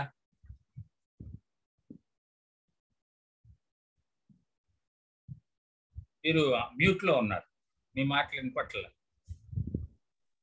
బాగా అర్థమైంది సార్. అంటే ఎలా మనం అర్థం చేసుకోవాలో, వాక్యాన్ని ఎలాగ అర్థం చేసుకోవాలో చెప్పారు మంచిగా.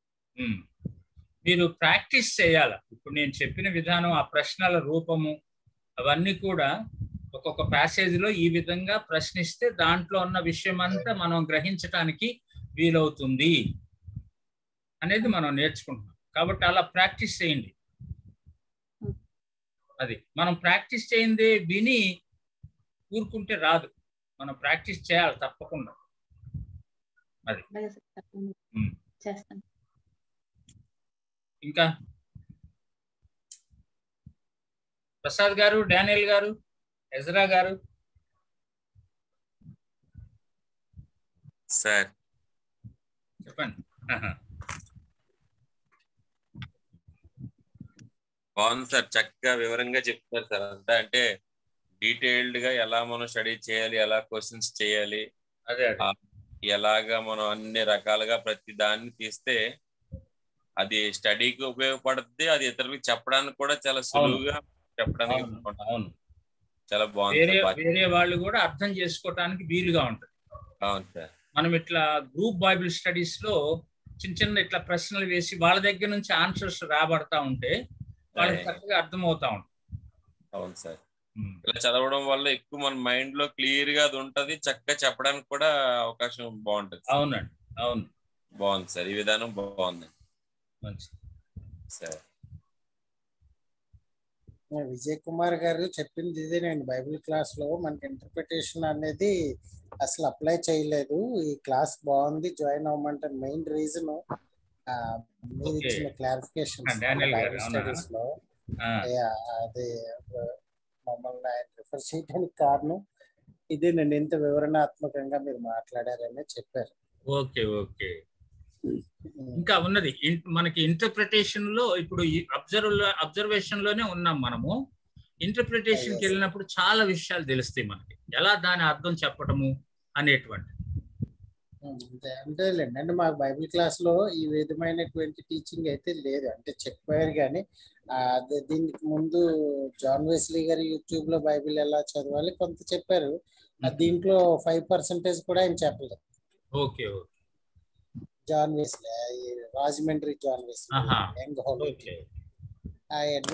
ఎడ్వర్డ్ గారు కూడా చెప్పారు. అయితే ఇంత వారు చెప్పడానికి అవ్వదులేండి, అక్కడ అవకాశం లేకపోయి ఉండొచ్చు. వాళ్ళ వెర్షన్ లో వాళ్ళు చెప్పుకొచ్చారు. అయితే ఇది క్లాస్ వైజ్ గా పనిచేస్తుంది కదండి. చర్చ్ లో ఇంత హెవీగా టీచ్ చేయలేదు మనము. అంటే మనము ప్రిపరేషన్ కి ఇవి మనకు కావాలి. ఎస్ అండి, అంతవరకు. అవును. ఇది ప్రసంగ ధోరణిలో ఇది ఇంత సబ్జెక్ట్ వెళ్తే రెండోసారి ప్రసంగం వేరు, స్టడీ వేరు. ప్రసంగ ధోరణిలో వెళ్ళిపోవాలి. ఇలాంటి వివరణకు వచ్చినప్పుడు దీనికి ఎక్కువ సమయం తీసుకోవాలి. ఇది గ్రూప్ స్టడీ బైబిల్స్ కి టీచింగ్ కి చాలా ఉపయోగపడుతుంది. అవునండి, చాలా ఏంటంటే అసలు మెయిన్ ఫిల్లర్ గా ఉంది మీరు ఇచ్చిన మెటీరియల్ అయితే. అవును, చాలా సంతోషంగా. మంచిదండి, ప్రార్థన చేసుకుందాం మరి.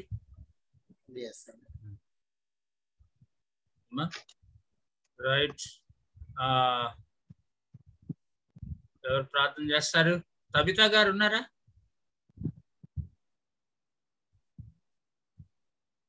తబితా ఉన్నారా? ముగింపు ప్రార్థన చేయమ్మా.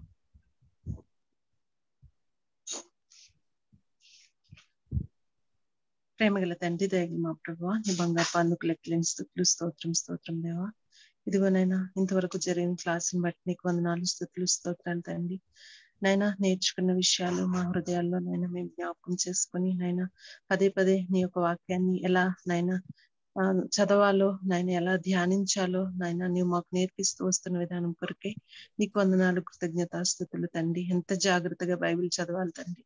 నైనా నీవు మమ్మల్ని ప్రేమించి నాయన ఈ క్లాస్ లో జాయిన్ అవడానికి నాయన ఇచ్చిన అవకాశాన్ని బట్టి చాలా సంతోషిస్తున్నాం తండ్రి. నాయన నువ్వు మాకు ఎందుకొరకైతే నాయన ఇటువంటి అవకాశాన్ని ఇచ్చావో తండ్రి, నాయన నీకు అందుని బట్టి నీకు వందనాలు చెల్లిస్తున్నాను. నాయన ప్రతి అంశము మేము జాగ్రత్తగా నేర్చుకుని తండ్రి నేను ఇతరులకు బోధించినప్పుడు నాయన మేము జాగ్రత్త కలిగి ఉండడానికి తగిన సహాయం తెచ్చేయండి. ఒక్కొక్క అంశం నేర్చుకున్నప్పుడు నైనా వాటిని మా హృదయాల్లో భద్రపరుచుకున్నట్లుగా తగిన సహాయం తెచ్చేయండి.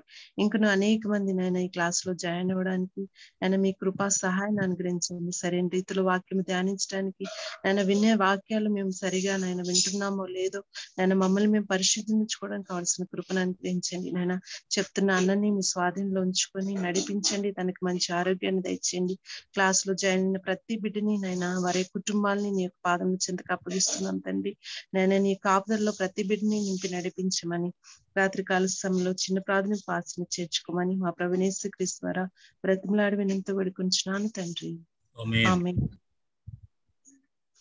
Thank you all of you, thank you very much. Praise Lord. నేను మరలా ఒక అంటే కొంతమంది అడుగుతా ఉన్నారు, థర్డ్ బ్యాచ్ నేను మళ్ళా స్టార్ట్ చేస్తాను.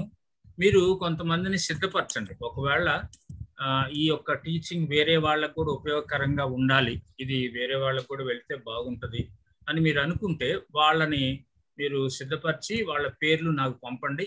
నేను థర్డ్ బ్యాచ్లో వారిని చేరుస్తాను. మీరు ఒకవేళ పలాని వాళ్ళు ఉన్నారండి, ఇంకా వాళ్ళు నేర్చుకోవాలనుకుంటున్నారు, పాస్టర్స్ కానీ లీడర్స్ కానీ ఎవరైనా కానీ, ఇంట్లో ఉండే వాళ్ళైనా కానీ, విశ్వాసులైనా కానీ, కొంతమందికి ఆసక్తి ఉంటుంది నేర్చుకోవాలని, అలాంటి వాళ్ళని మీరు సజెస్ట్ చేయండి, వాళ్ళని ఎంకరేజ్ చేయండి, వాళ్ళ పేర్లు నాకు పంపండి. నేను వాళ్ళని థర్డ్ బ్యాచ్కి వాళ్ళని సిద్ధపరుస్తాను. Okay, thank you. Thank you thank you very much. Right.